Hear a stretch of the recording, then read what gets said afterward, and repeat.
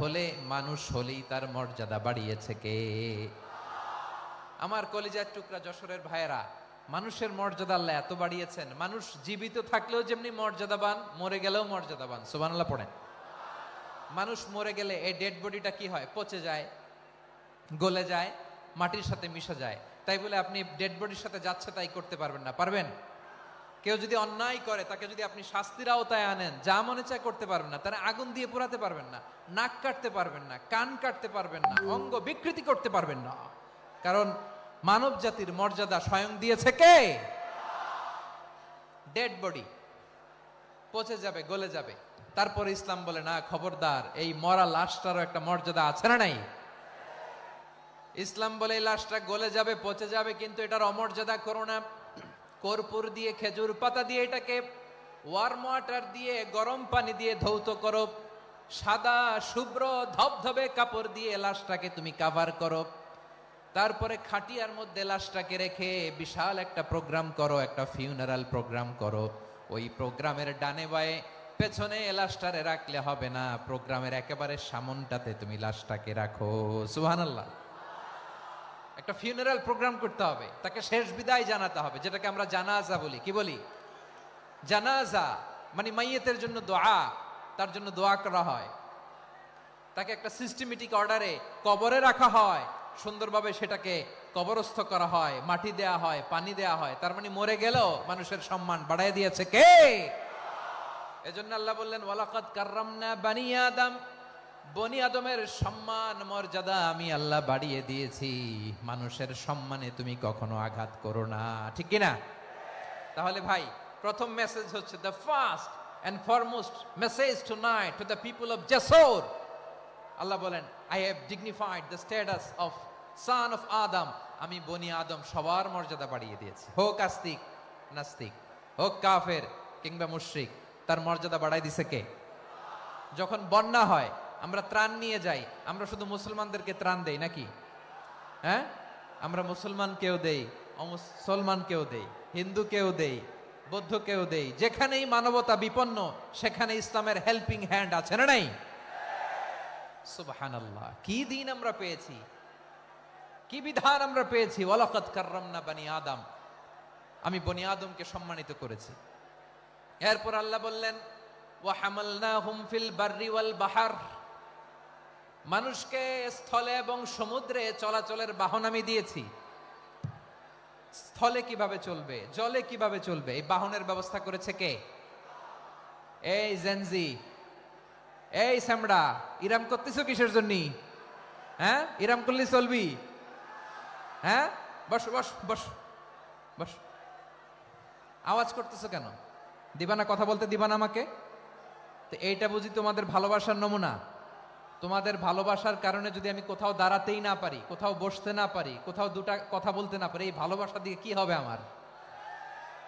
বরং ঘামতে ঘামতে ঘর্মাক্ত হব, রক্তাক্ত হব। কিন্তু সেন্ট্রাল থেকে, সেন্ট্রালি যে ইনস্ট্রাকশন আসবে, সেই ইনস্ট্রাকশনের এক চুল আমরা ডানে বায়ে যাব না। এইটা গণজাগরণের জন্য এইটা দরকার, ইসলামী বিপ্লবের জন্য এইটা দরকার। তো আধা ঘন্টা ধরে যদি তোমাদেরকে থামানোই না যায়, এই লস্কর দিয়ে আমি কি করব? আল্লাহর ওয়াস্তে নো নো নো স্লোগান, চুপচাপ একেবারে আমার দিকে তাকাও। আল্লাহ বললেন, ওয়া হামালনাহুম ফিল বাররি ওয়াল বাহর, জলে স্থলে আমি চলাচলের যানবাহনের ব্যবস্থা করেছি। আমরা স্থলে ঘোড়ার উপরে চড়ি, উটের উপরে চড়ি, গাড়ির উপরে চড়ি। এই যে গাড়ির ইঞ্জিন বানাইছি আমরা, এটার মেধা দিয়েছে কে? আবার সাগরের মধ্যে আমরা নৌযান, জলযান, বড় বড় জাহাজ দিয়ে এক মহাদেশ থেকে আরেক মহাদেশ যাই, এক দেশ থেকে মালামাল গুলো আরেক দেশে পাঠাই।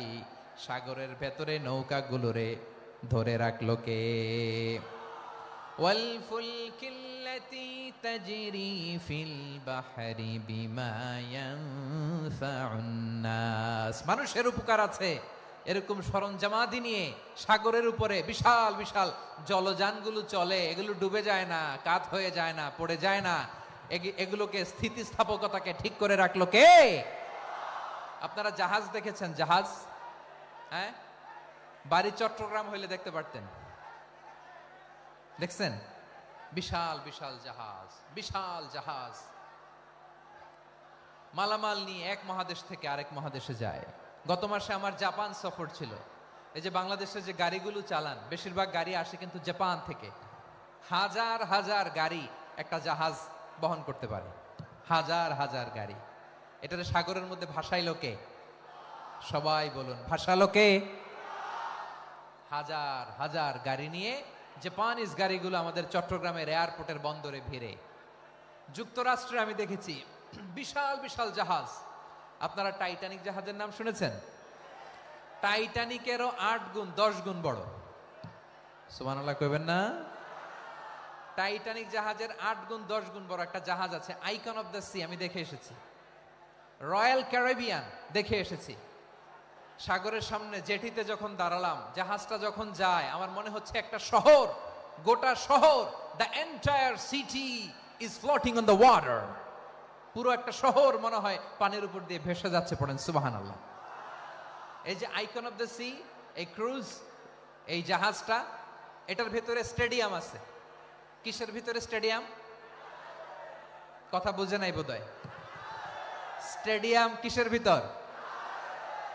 সুইমিং পুল আছে, শপিং মল আছে, রেস্টুরেন্ট আছে, ক্লাব আছে, 3000 4000 রুম বিশিষ্ট, কক্ষ বিশিষ্ট হোটেল আছে।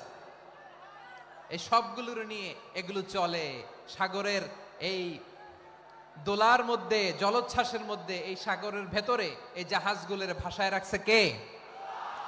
সূরাতুর আর রহমানে আল্লাহ তাআলা বললেন, ওয়ালাহুল জাওয়ারিল মুনশাআতু ফিল বাহরি কাল আ'লাম ফাবিআইয়ি আলা, সবাই পড়েন, ফাবিআইয়ি আলাই রাব্বিকুমা তুকাযিবান। পাহাড় সম বড় বড় জাহাজগুলো মাল বোঝাই করে সাগরের মধ্যে ভেসে বেড়ায়। এগুলো দিয়ে মালামাল বহন করা যায়, মানুষও এক দেশ থেকে আরেক দেশে যায়। এই জাহাজগুলোর সাগরের ভেতরে ভাসায় রাখলো কে? এই আয়াতের ভেতরে আল্লাহ তাআলা সূরাতু বনী ইসরাঈলের এই চমৎকার আয়াতের ভেতরে আল্লাহ তাআলা বেসিক্যালি মানব জাতির প্রতি তার 4টি স্পেশাল অনুগ্রহের কথা বলেছেন। কয়টি? 2টা বলে ফেলছি। 1 নাম্বার, ওয়ালাকাদ কাররামনা বনী আদম, আমি বনী আদমের সম্মান বাড়াইছি। নাকি মুসলমানদের? নাকি মুসল্লিদের? কার সম্মান বাড়িয়েছি? বনী আদমের। তাহলে human dignity, the first part of the verse talks about the human dignity. 2 number অংশ আল্লাহ তাআলা বললেন, ওয়া হামালনাহুম ফিল বাররি ওয়াল বাহর, স্থলে এবং সমুদ্রে আমি তাদের জন্য চলাচলের বাহন দিয়েছি।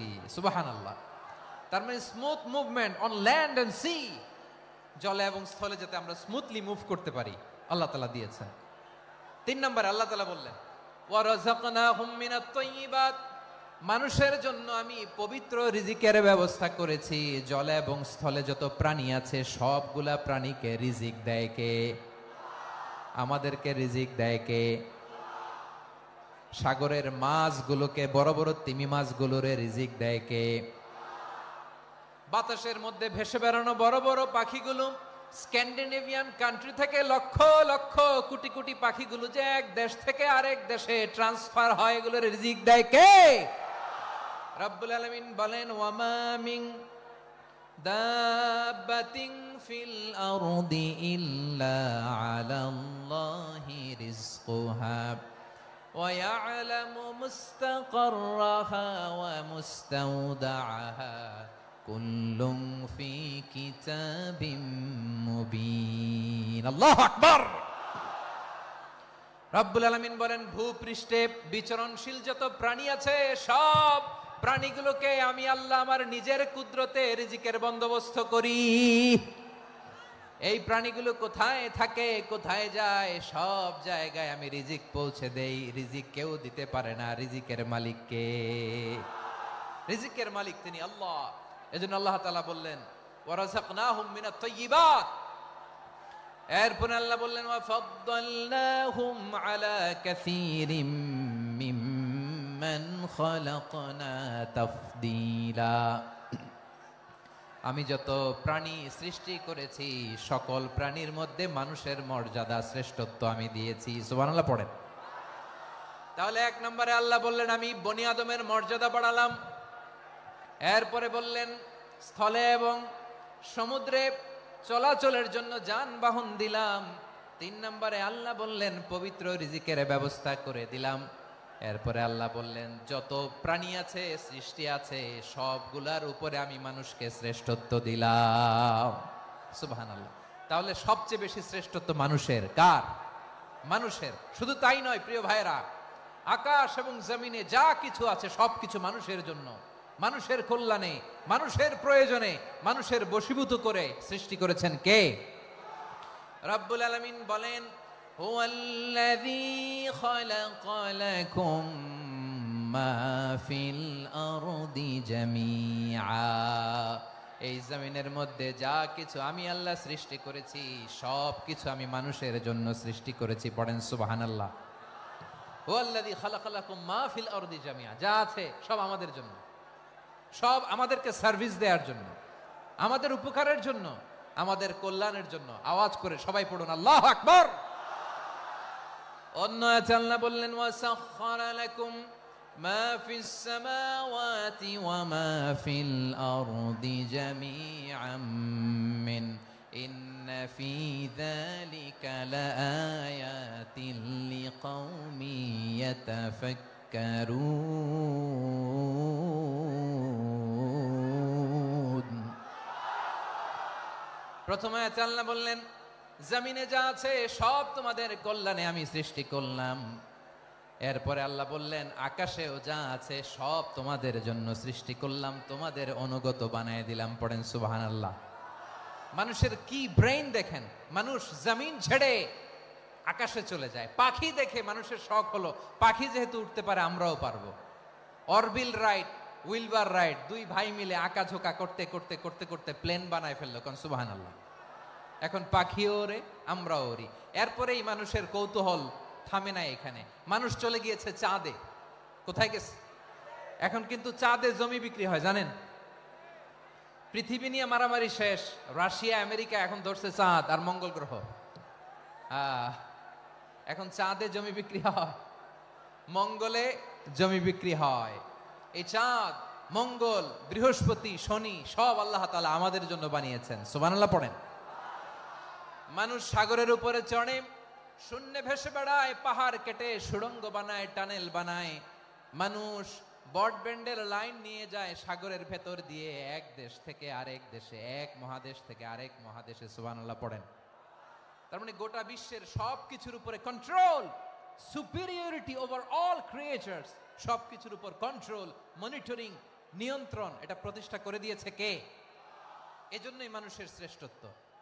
ওয়ালাকাদ কাররামনা বানি আদম, আমি বনি আদমের সম্মান বাড়িয়েছি, মর্যাদা আমি বাড়িয়ে দিয়েছি এই কারণে, কারণ মানুষ সবকিছুর উপর নিয়ন্ত্রণ নিতে পারে। মানুষকে নিয়ে এই কোরআনের সব আলোচনা, মানুষকে নিয়ে এই কোরআনের সব।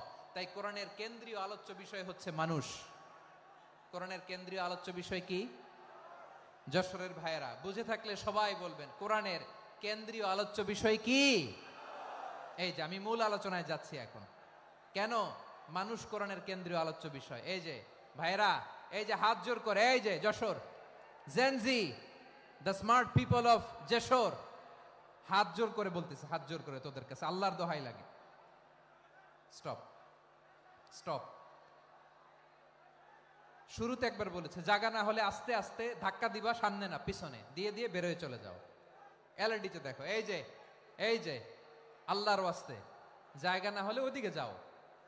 কোরআনের মাহফিলে বিশৃঙ্খলা, এটা কাফিরদের আলামত। কাফিররা শীষ দিত, শীষ। বিশ্বনবী কোরআনের তাফসির করলে কাফিররা শীষ দিত আর ক্ল্যাপিং করত, হুইসেল এন্ড ক্ল্যাপিং। তো আমরা কি এখানে বিশৃঙ্খলা করতে আসছি? তো বারবার থামানো লাগে কেন? কোনো আওয়াজ হবে না, বললাম তো স্টপ। আওয়াজ করে বলুন কোরআনের কেন্দ্রীয় আলোচ্য বিষয় কি? সবাই বলেননি। এতগুলো মানুষ উত্তর দিলে এতটুকু আওয়াজ হয়, অন্তত আমি বিশ্বাস করি না। যশোর আওয়াজ করে বলো কোরআনের কেন্দ্রীয় আলোচ্য বিষয় কি? মানুষ। এই মানুষ কোরআনের কেন্দ্রীয় আলোচ্য বিষয়। মানুষকে আল্লাহ স্বাধীনতা দিয়েছেন। ফামান শাআ ফালইউমিন ওয়া মান শাআ ফালইয়াকফুর।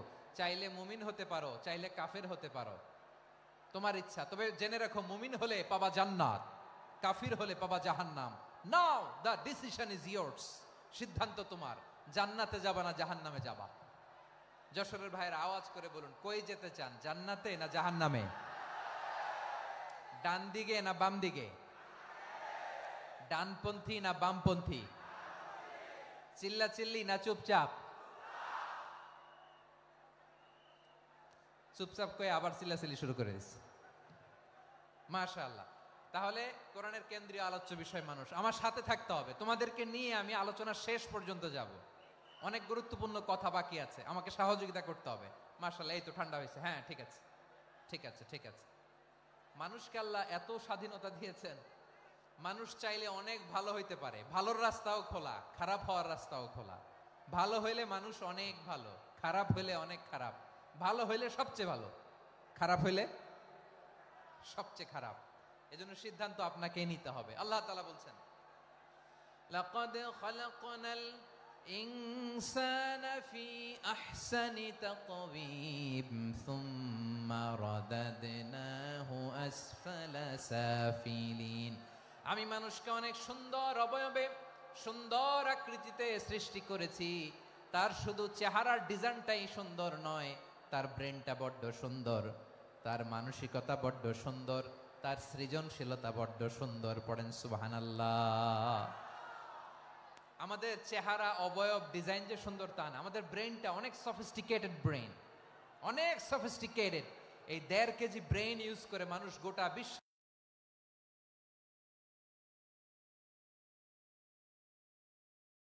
সভ্যতা বিনির্মাণ করেছে, ঠিক কিনা?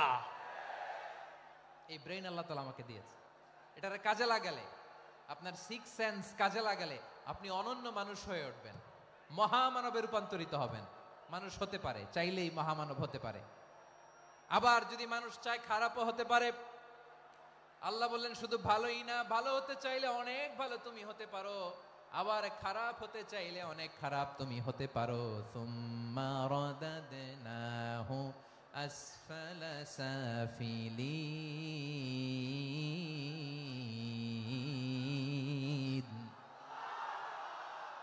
খারাপ হলে একেবারে খারাপ হতে পারো, নিকৃষ্ট হলে একেবারে নিকৃষ্ট হতে পারো, ভালো হলেও ভালো হতে পারো। কোন সুবহানাল্লাহ। এবার আওয়াজ করে বলুন, ভালো হতে চাই না খারাপ? শ্রেষ্ঠ না নিকৃষ্ট? মানুষ ভালো হলে মানুষ ফেরেশতার চেয়েও ভালো, মানুষ খারাপ হলে সে পশুর চেয়েও খারাপ। কথা ঠিক কিনা বলেন? ভালো হলে ফেরেশতার চেয়েও ভালো, খারাপ হলে পশুর চেয়েও নিকৃষ্ট। তার মানে শ্রেষ্ঠত্বে মানুষ, শ্রেষ্ঠত্বে ফেরেশতাকে হার মানায়, আর অধপতনে শ্রেষ্ঠত্বে ফেরেশতাকে ছাড়িয়ে যায়, আর অধপতনে পশুকেও হার মানায়। আই রিপিট, আমি আবারও বলছি, মানুষ শ্রেষ্ঠত্বে ফেরেশতাকে ছাড়িয়ে যায়, আর অধপতনে সে পশুকেও হার মানায়। আওয়াজ করে বলতে হবে, ঠিক কিনা? এটার প্রমাণ কি? মানুষ শ্রেষ্ঠ হইলে যে ফেরেশতার চেয়েও সেরা, তার প্রমাণ কি? আল্লাহ তাআলা বলছেন, ওয়া ইয কুলনা লিল মালাইকাতি ইসজুদু লি আদম ফাসাজাদু ইল্লা ইবলিস আবা ওয়াস্তাকবারা ওয়া কানা মিনাল কাফিরিন। আল্লাহ বলেন, স্মরণ করো সে সময়ের কথা যখন আমি ফেরেশতাদেরকে বললাম, ও ফেরেশতারা আদমকে সেজদা দাও। সব ফেরেশতারা সম্মান সূচক সেজদা আদমকে দিল, তারা আদমের জন্য সেজদায় লুটিয়ে পড়লো, একজন ছাড়া, তার নাম ইবলিস। আওয়াজ করে বলেন, তার নাম কি? সে অহংকার প্রদর্শন করলো, সে কাফের হয়ে গেল, বাকি সব ফেরেশতারা সেজদা দিল। সুবহানাল্লাহ। আবার আদম আলাইহিস সালামকে আল্লাহ জিজ্ঞেস করলেন, সব বলে দিল উত্তর, কিন্তু ফেরেশতাদেরকে একই প্রশ্ন জিজ্ঞেস করলেন, তারা উত্তর করতে পারে নাই। তার মানে এর মধ্য দিয়ে প্রমাণিত হয়, মানুষ ভালো হলে ফেরেশতার চেয়েও ভালো, ফেরেশতার চেয়েও মানুষের মর্যাদা বাড়িয়ে দিয়েছে কে? সব নূরের ফেরেশতা যখন মাটির আদমকে সেজদা দেয়, এটা প্রমাণ করে ফেরেশতার চেয়েও মানুষের মর্যাদা বাড়িয়ে দিয়েছে কে? তুমি মাটির আদমকে প্রথম সৃষ্টি করিয়া ঘোষণা করিয়া দিলে শ্রেষ্ঠ বলিয়া, তাই তো নূরের ফেরেশতা করে আদমকে সেজদা, ঠিক কিনা বলেন?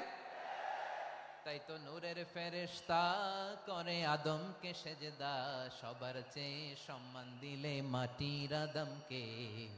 আল্লাহু আল্লাহু তুমি জাল্লে জালালুহু, শেষ করা তো যায় না গে তোমার গুণগান। পড়েন না, পড়েন। আল্লাহু আল্লাহু তুমি জাল্লে জালালুহু, শেষ করা তো যায় না গে তোমার গুণগান। আল্লাহু আল্লাহু আল্লাহু আকবার।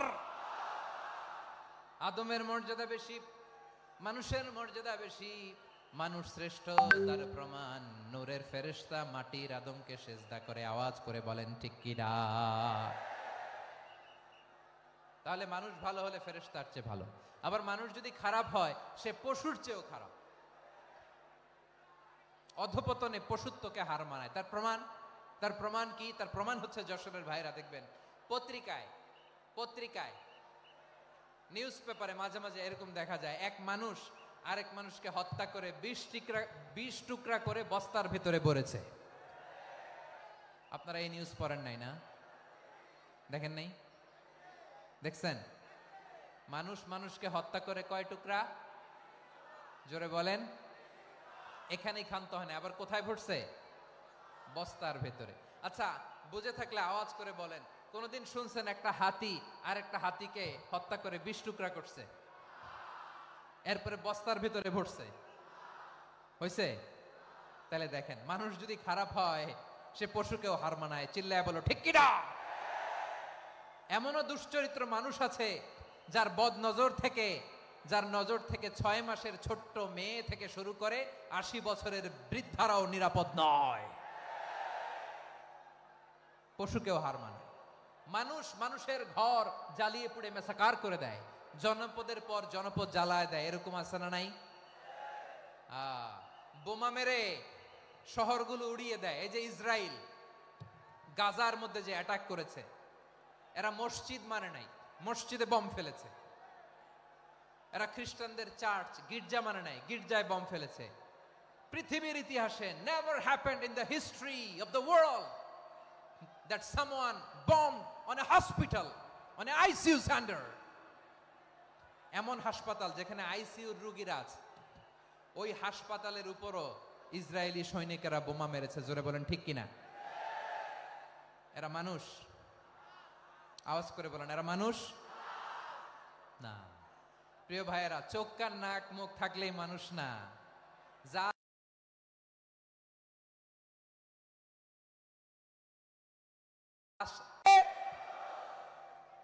এই দুনিয়া এখন তো আর সেই দুনিয়া নাই, মানুষ নামের মানুষ আছে দুনিয়া বোঝাই,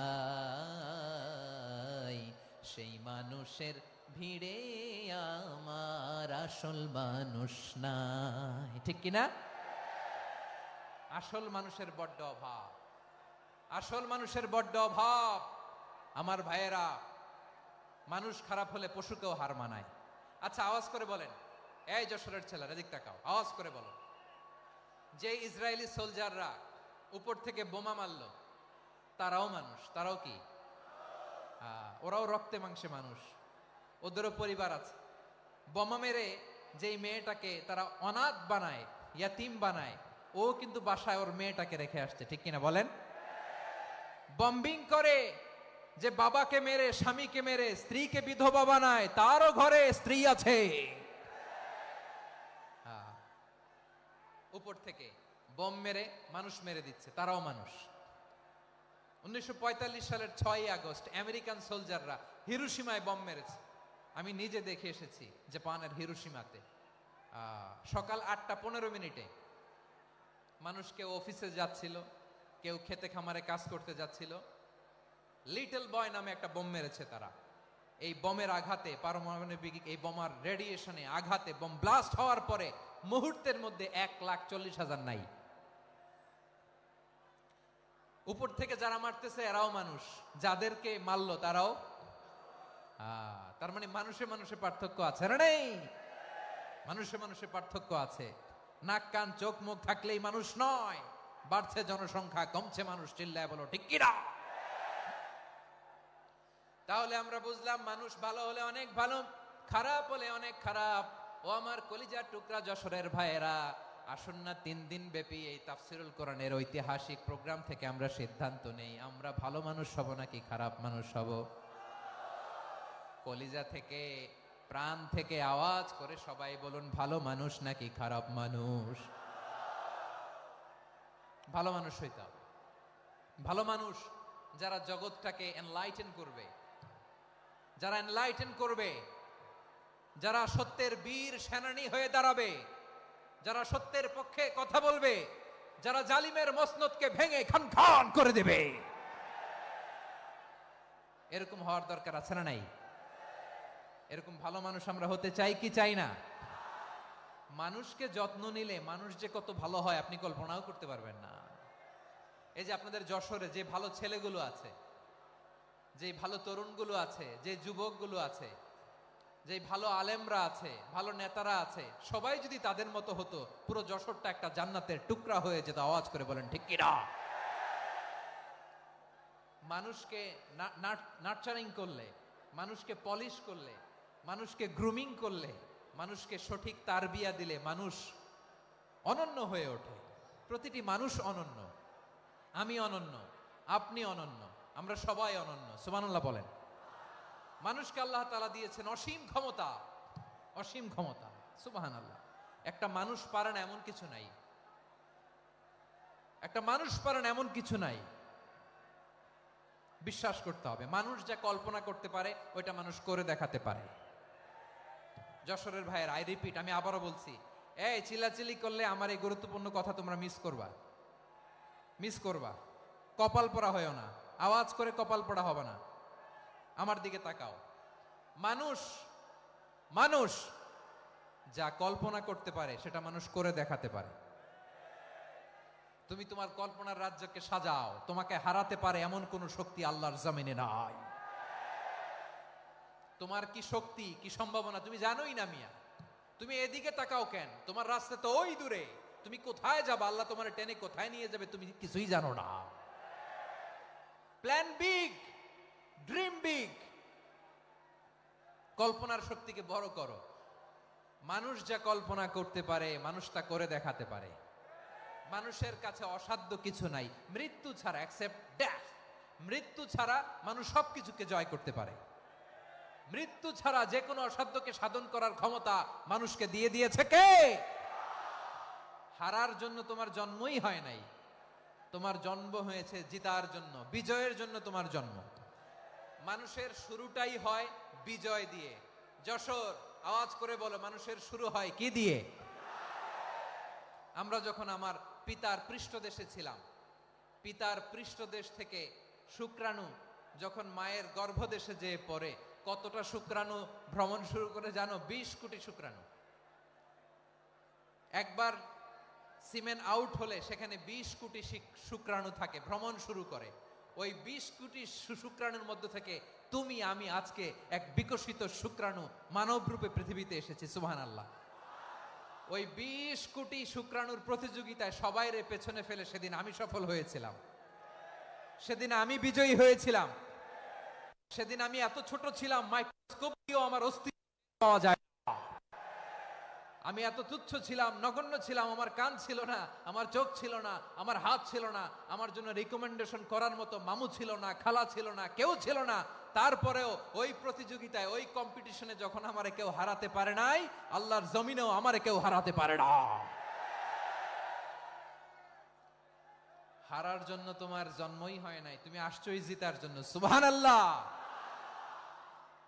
বিশ্বনবী বলেন, আন্নাসু মাআদিন কামাআদিনি যাহাবি ওয়াল ফিদ্দা খিয়ারুহুম ফিল জাহিলিয়াতি খিয়ারুহুম ফিল ইসলাম। Peoples are like mines of gold and silver. সোনার খনি, রূপার খনি, এর চেয়ে বড় খনি হচ্ছে এই মানব সম্পদের খনি। আওয়াজ করে বলেন আল্লাহু আকবার। আল্লাহ তাআলা এই সম্পদ আমাদেরকে দিয়েছে।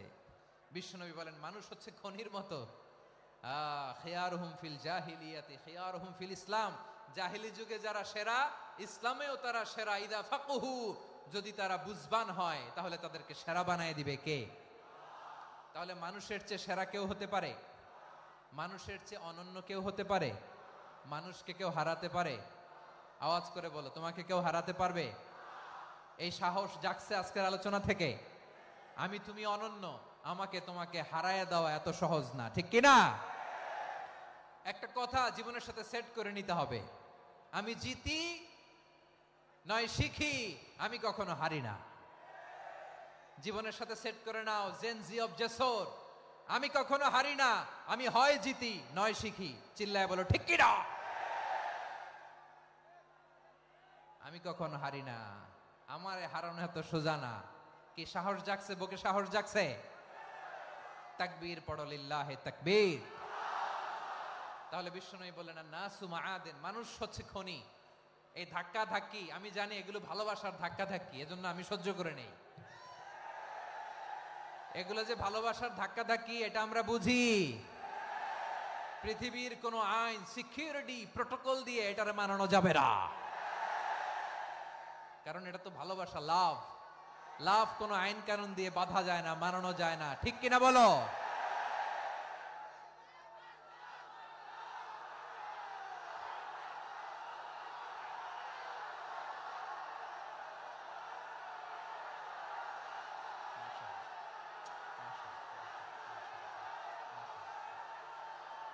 ঠিক আছে, বসুন বসুন বসুন।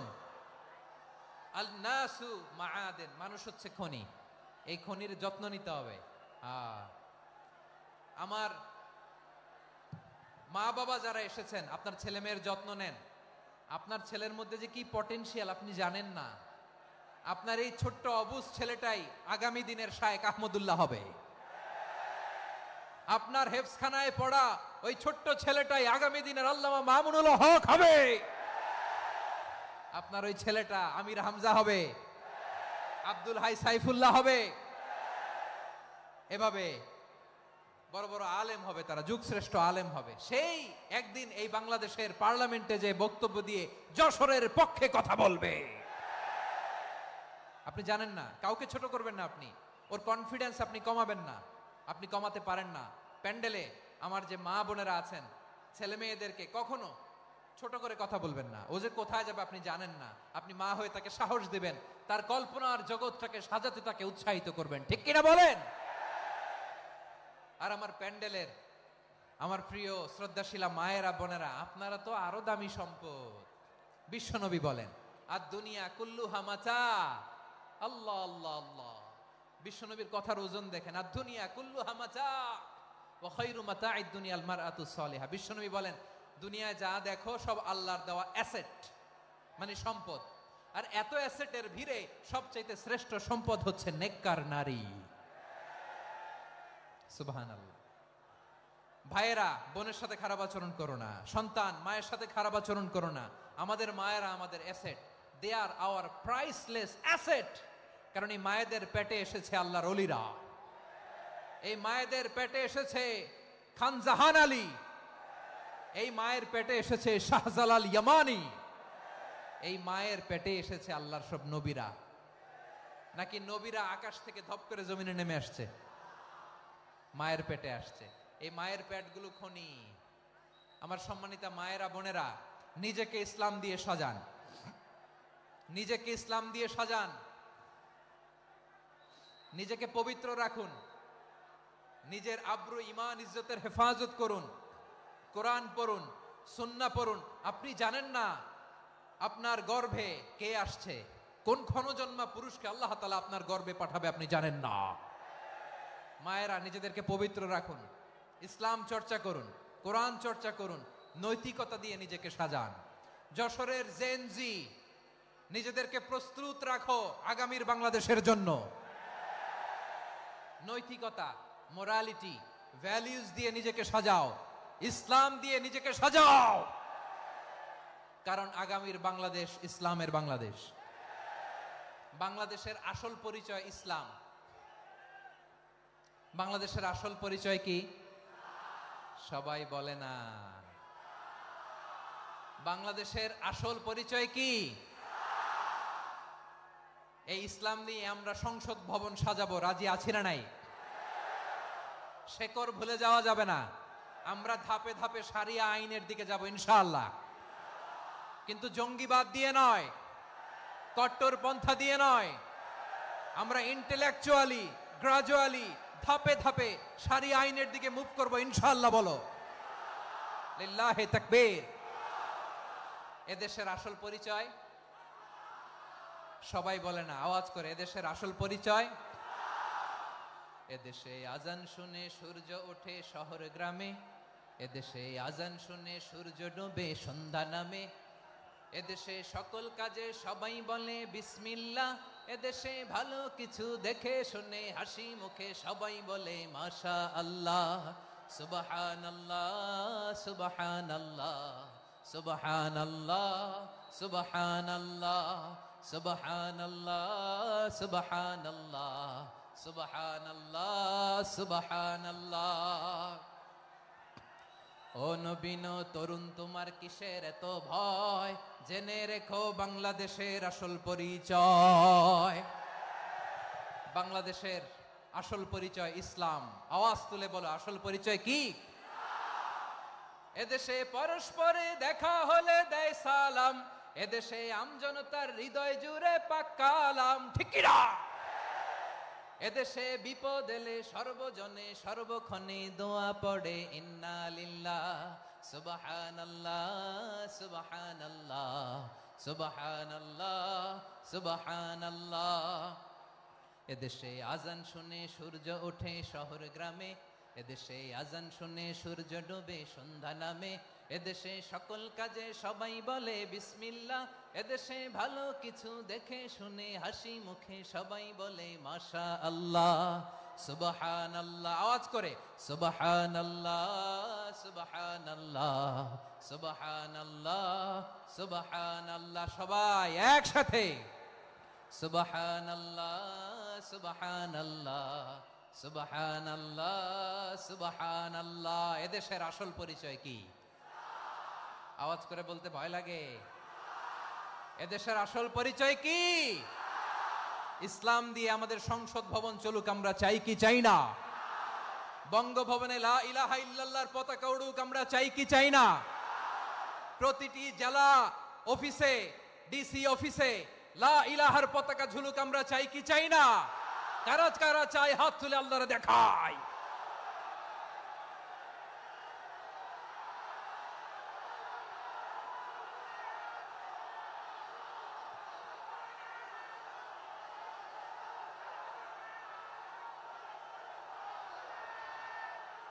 মাশাআল্লাহ মাশাআল্লাহ মাশাআল্লাহ মাশাআল্লাহ।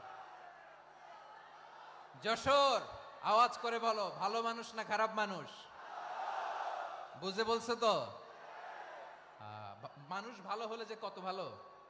এই মানুষকে যত্ন নিলে, মানুষকে মানুষ বানালে যে সে কি হতে পারে শুনবা? হ্যাঁ, নাকি মোনাজাত দিয়ে দিব? শুনবা? তাহলে থামতে হবে। থামো, আমি যখন বলবো থামো থামো, তাকবীরের সময় দিলে তাকবীর, থামো থামো। মানুষকে যত্ন নিলে, হ্যাঁ এদিকে এদিকে, ড্রোন নামায় ফেলো, হয়েছে, ড্রোনের ফুটেজ হয়ে গেছে, এবার ড্রোন নামায় ফেলো, আমার দিকে তাকাও। মানুষকে, তোমরা এদিক সেদিক তাকালে তো গুরুত্বপূর্ণ পয়েন্ট মিস হয়ে যাবে। এদিকে এদিকে, হ্যাঁ মাসা, ঠিক আছে, এদিকে। মানুষকে যত্ন নিলে মানুষের মধ্যে যারা কি পটেনশিয়াল রেখেছে, আমি জাপানের দুইটা উদাহরণ দেই। জাপানের, এই এই এভাবে এভাবে হবে, হয় বসো নয় পেছনে, কথা নাই, কথা তো বলাই যাবে না, হারাম কথা বলা আজকে, একেবারে চুপ। আজকের জন্য হারাম করে দিছে আমি, এই কিছু সময়ের জন্য একেবারে নিষিদ্ধ। জাপানের দুইটা উদাহরণ দেই, খেয়াল করে একটু শুনেন, বুঝবেন। আল্লাহ, 2022 সালে জাপানের সাথে জার্মানির খেলা, ফিফা ওয়ার্ল্ড কাপ 2022। এক পক্ষে জাপান, আরেক পক্ষে কোন দেশ? কথা শুনে নাই। এক পক্ষে কোন দেশ? আরেক পক্ষে সবাই, এক পক্ষে আরেক পক্ষে। ওই খেলায় জিতেছিল জাপান, জিতেছিল 22 সালের এই ফিফা ওয়ার্ল্ড কাপে জাপান ফুটবল খেলায় জিতে, as a part of their celebration তারা খেলার পরে পুরো স্টেডিয়ামটারে ক্লিন করে, the fan base of Japan. Lakh lakh মানুষ খেলা দেখতে যায়, তো এত ডাস্টবিনও তো নাই, তো যারা ডাস্টবিনে জায়গা পায় নাই তারা এই যে চকলেটের প্যাকেট, পানির বোতল, চিপসের প্যাকেট তারা এদিকে সেদিকে রেখে দিয়েছে। জাপানের ভক্তরা, জাপানের ফলোয়াররা as a part of their celebration তারা খেলার পরে পুরো স্টেডিয়ামের সব ময়লা আবর্জনা ক্লিন করে তারপরে বিদায় নিয়েছে। তাদেরকে কি ক্লিন করার দায়িত্ব দেয়া হয়েছিল? এই যশোর, জাপানের যে ছেলেরা খেলা দেখতে গেছিল ওদেরকে কি ক্লিন করার দায়িত্ব দিছিল? তারা কি স্টেডিয়ামের পরিচ্ছন্নতা কর্মী? তাদের আকল, তাদের সিক্স সেন্স তাদেরকে বলেছে। ছোটবেলা থেকে জাপান গভর্নমেন্ট ওদেরকে এত পরিচ্ছন্নতা শেখায়, ক্লিনলিনেস অ্যাওয়ারনেস ক্যাম্পেইন করায়। ক্লাসে আমি দেখেছি, ক্লাসে নিজের বেঞ্চ নিজে মুছে, ক্লাসের মাঝখানে একটা সময় দেয়, নিজের টেবিল নিজে মুছে, নিজের ক্লাসরুমটা নিজে পরিষ্কার করে। রাস্তাঘাটে একটা ধুলা নাই, ময়লা নাই, একটা টিস্যু নাই।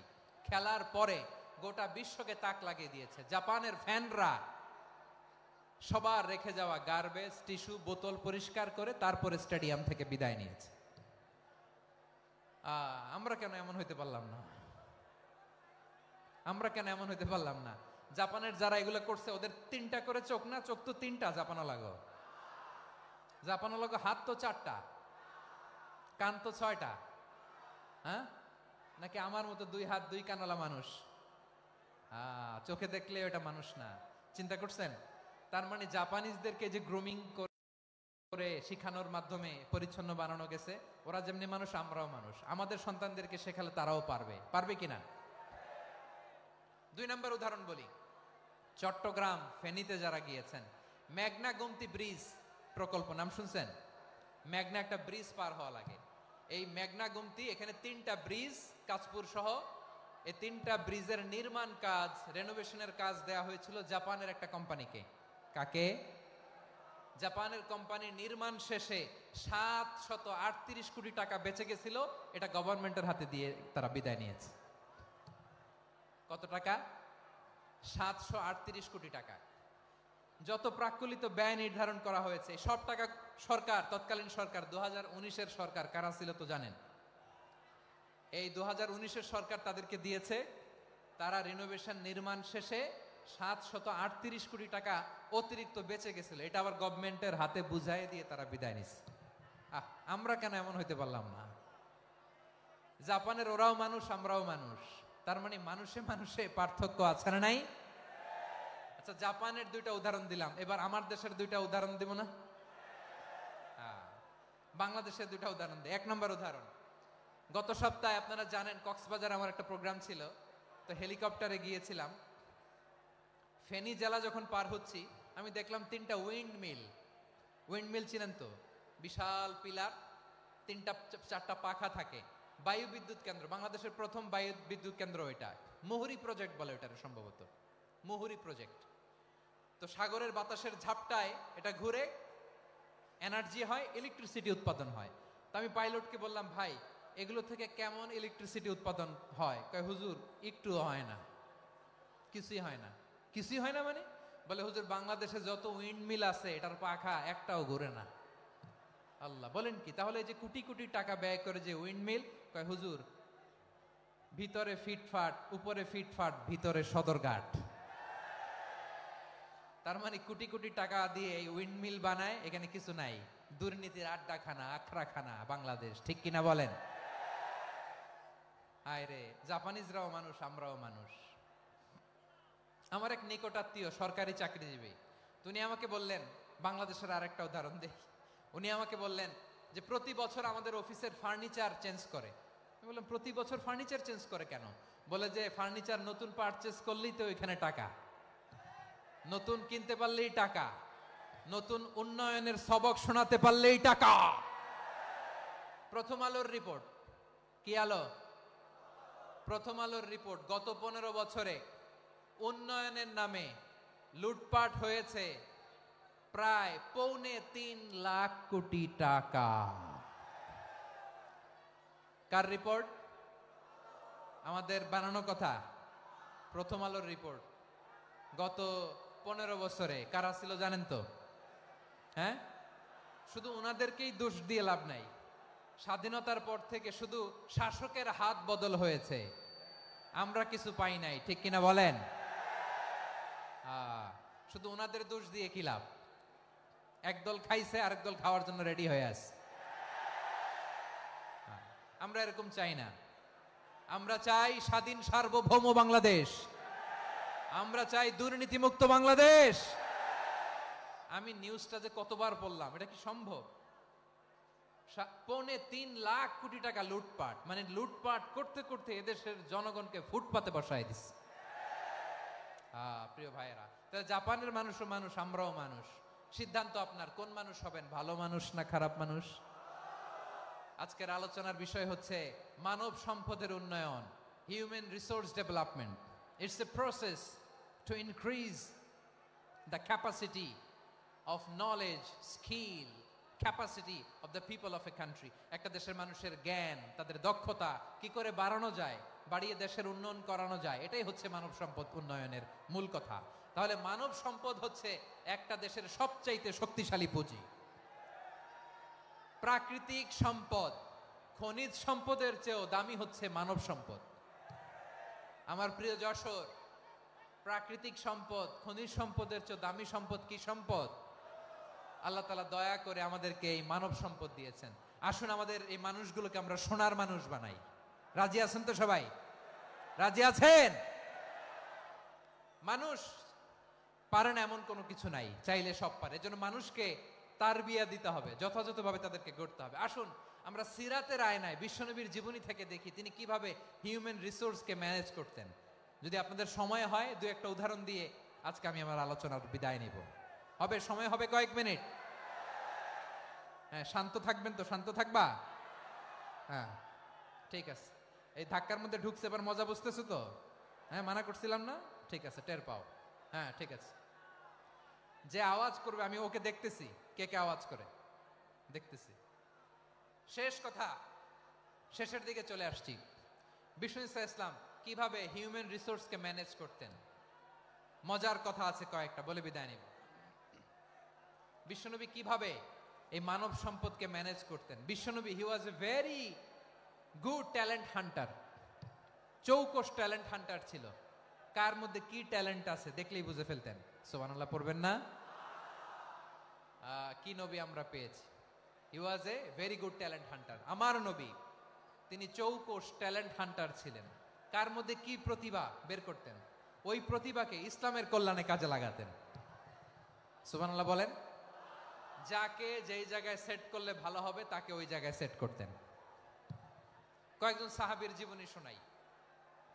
আবু মাহজুরা রাদিয়াল্লাহু তাআলা আনহু, মক্কার মুয়াজ্জিন, আগে ছিল মুশরিক, পরে হয়েছে মুমিন।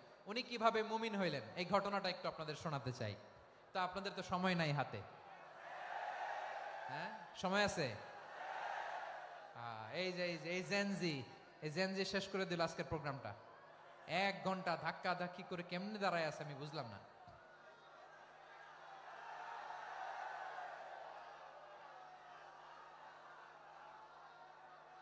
না না, তাকবির না, চুপ করতে হবে। What I need, you stop, just shut up, চুপ। হ্যাঁ, ঠিক আছে, এভাবে। আবু মাহজুরা রাদিয়াল্লাহু তাআলা আনহু কিভাবে মুসলিম হলেন, আওয়াজ করে শুনেন। হুনাইনের যুদ্ধ, 8ম হিজরি।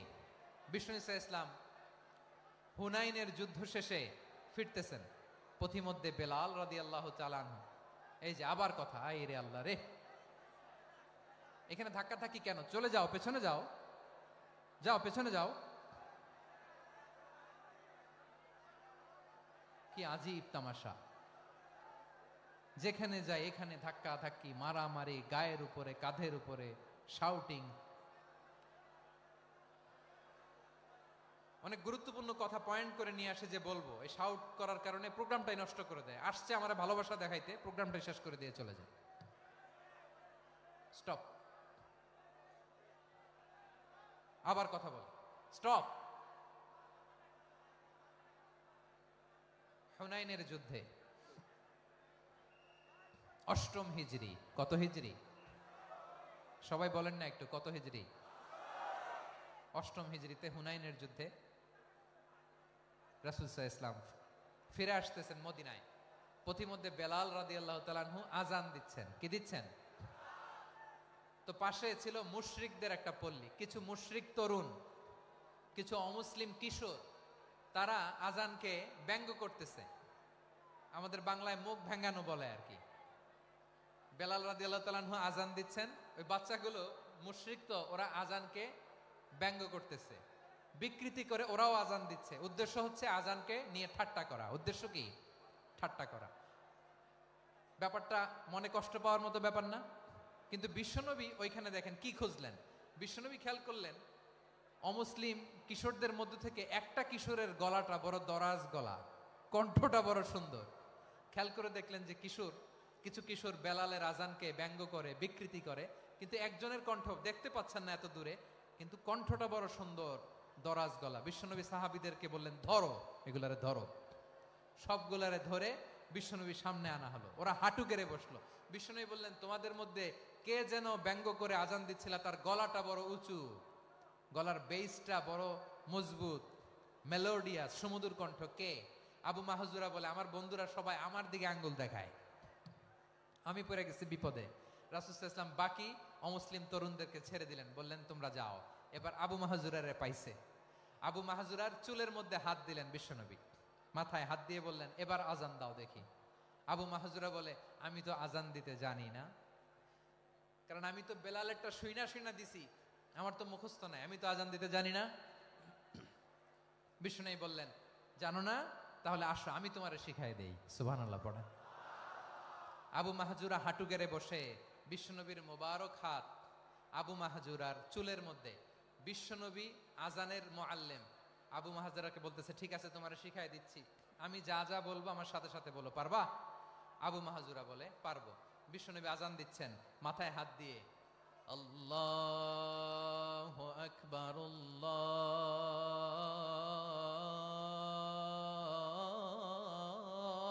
আল্লাহু আকবার। আবু মাহজুরা এই বাক্যটা পড়লেন। বিশ্বনবী দ্বিতীয় বাক্য পড়তে আরম্ভ করলেন, আল্লাহু আকবার,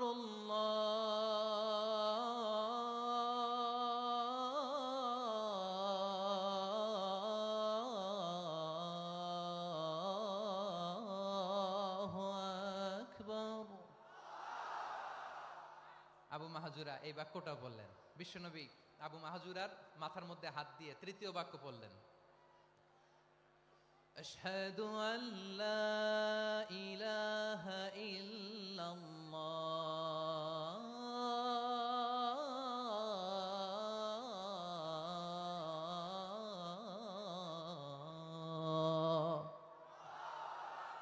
আবু মাহজুরা তৃতীয় বাক্য পড়লেন। বিশ্বনবী একটা বাক্য পরে আবু মাহজুরা পরে, বিশ্বনবী পরে আবু মাহজুরা পরে। আবু মাহজুরা কিন্তু অমুসলিম, মুশরিক। আবু মাহজুরা বলে, এক একটা বাক্য পড়ি আমার কলিজাটা গলে ঠান্ডা হয়ে যায়। এতদিন মোহাম্মদকে গালি দিতাম, এখন মোহাম্মদ আমার মাথায় যখন হাত রাখছে আমার সারা শরীর ঠান্ডা হয়ে গেছে। বিশ্বনবী আজান শিখাচ্ছেন, একটা একটা বাক্য পড়ে আবু মাহজুরাও পড়ে, বিশ্বনবী পড়ে, আবু মাহজুরাও পড়ে। পুরো বাক্যগুলো যখন শেষ, আজান শেষ, আবু মাহজুরাও যখন পুরো আজান পড়লেন, আবু মাহজুরা বললেন, এতদিন মোহাম্মদের চেহারা দেখলে আমার ঘৃণা লাগতো, আজ থেকে মোহাম্মদের চেহারার চেয়ে প্রিয় চেহারা আমার কাছে নাই। আবু মাহজুরা বললেন, ও মুহাম্মদ, আজানের বাক্য তো আপনি আমারে শেখালেন, এখানেই শেষ করবেন না, আপনি আমারে পড়ায় দেন, লা ইলাহা ইল্লাল্লাহু মুহাম্মাদুর রাসূলুল্লাহ সাল্লাল্লাহু আলাইহি ওয়াসাল্লাম। বিশ্বনবীর সাথে দাঁড়িয়ে উনি শাহাদা পড়ে মুসলমান হয়ে গেলেন। এবার আবু মাহজুরা বলে, ইয়া রাসূলুল্লাহ, ইয়া হাবিবাল্লাহ, আমি মুমিন হয়েছি, মুসলমান হয়েছি, আপনার কাছ থেকে আজান শিখার সৌভাগ্য আমি লাভ করেছি গো নবী। আমার কণ্ঠের বড় তারিফ করেছেন আপনি, আমার আজানকে আপনি পছন্দ করেছেন। একটা জিনিস আপনার কাছে চাই, আপনি আমাকে মক্কার মসজিদুল হারামের মুয়াজ্জিন হিসেবে অ্যাপয়েন্ট করে দেন। বিষ্ণু ইসা ইসলাম বললেন, যাও আবু মাহজুরা, আমি তোমাকে পৃথিবীর শ্রেষ্ঠতম মসজিদ মক্কার মসজিদুল হারামের মুয়াজ্জিন হিসেবে অ্যাপয়েন্ট করে দিলাম। দেখছেন কিভাবে ট্যালেন্ট হান্টিং করতে হয়, কিভাবে হিউম্যান রিসোর্স মানব সম্পদকে ব্যবহার করতে হয়। আসছিল আজানকে ভেঙ্গাইতে। আসছিল কেন? আজানকে ব্যঙ্গ করার জন্য, বিকৃত করার জন্য। আজানকে বিকৃত করতে যে ইসলামের সবচেয়ে শ্রেষ্ঠ মসজিদের মুয়াজ্জিন হয়ে গেল। পড়েন সুবহানাল্লাহ। হযরত আবু মাহজুরা রাদিয়াল্লাহু তাআলা আনহু ওনার এই সুললিত কণ্ঠ ব্যবহার করে মসজিদুল হারামে এত সুন্দর করে আল্লাহু আকবার বলে আজান দিতেন, মানুষগুলোর, মুসল্লিগুলোর, মক্কাবাসীর হৃদয়কে তিনি বিগলিত করে দিতেন। মানুষের হৃদয়কে ঠান্ডা হয়ে যেত। শুধু এখানেই শেষ না আমার যশোরের ভাইয়েরা। বিশ্বনবী যখন সাইয়েদনা আবু মাহজুরা রাদিয়াল্লাহু তাআলা আনহুকে আজান শিখাচ্ছিলেন, বলেন তো বিশ্বনবীর হাতটা কোথায় ছিল? আবু মাহজুরার মাথার সামনে, এই চুলের উপরে ছিল। আবু মাহজুরা ওই স্মৃতিটাকে ধারণ করবার জন্য, ওই স্মৃতিকে বহন করার জন্য বিশ্বনবীর মোবারক হাত আবু মাহজুরার কপালের চুলের যেই জায়গায় লেগেছে, মৃত্যুর আগের দিন পর্যন্ত আবু মাহজুরা মাথার ওই চুলে কোনোদিন ছুরি আর কামার লাগায় নাই, সেখানে কেচি লাগায় নাই, চুলের মধ্যে খুর লাগায় নাই।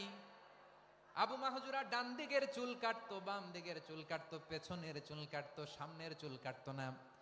আবু মাহজুরা রাদিয়াল্লাহু তাআলা আনহুর সামনের চুলগুলো বড় হতে হতে যখন এত বড় হয়ে যায়, তিনি চুলগুলো পেঁচিয়ে মাথার মধ্যে রাখতেন।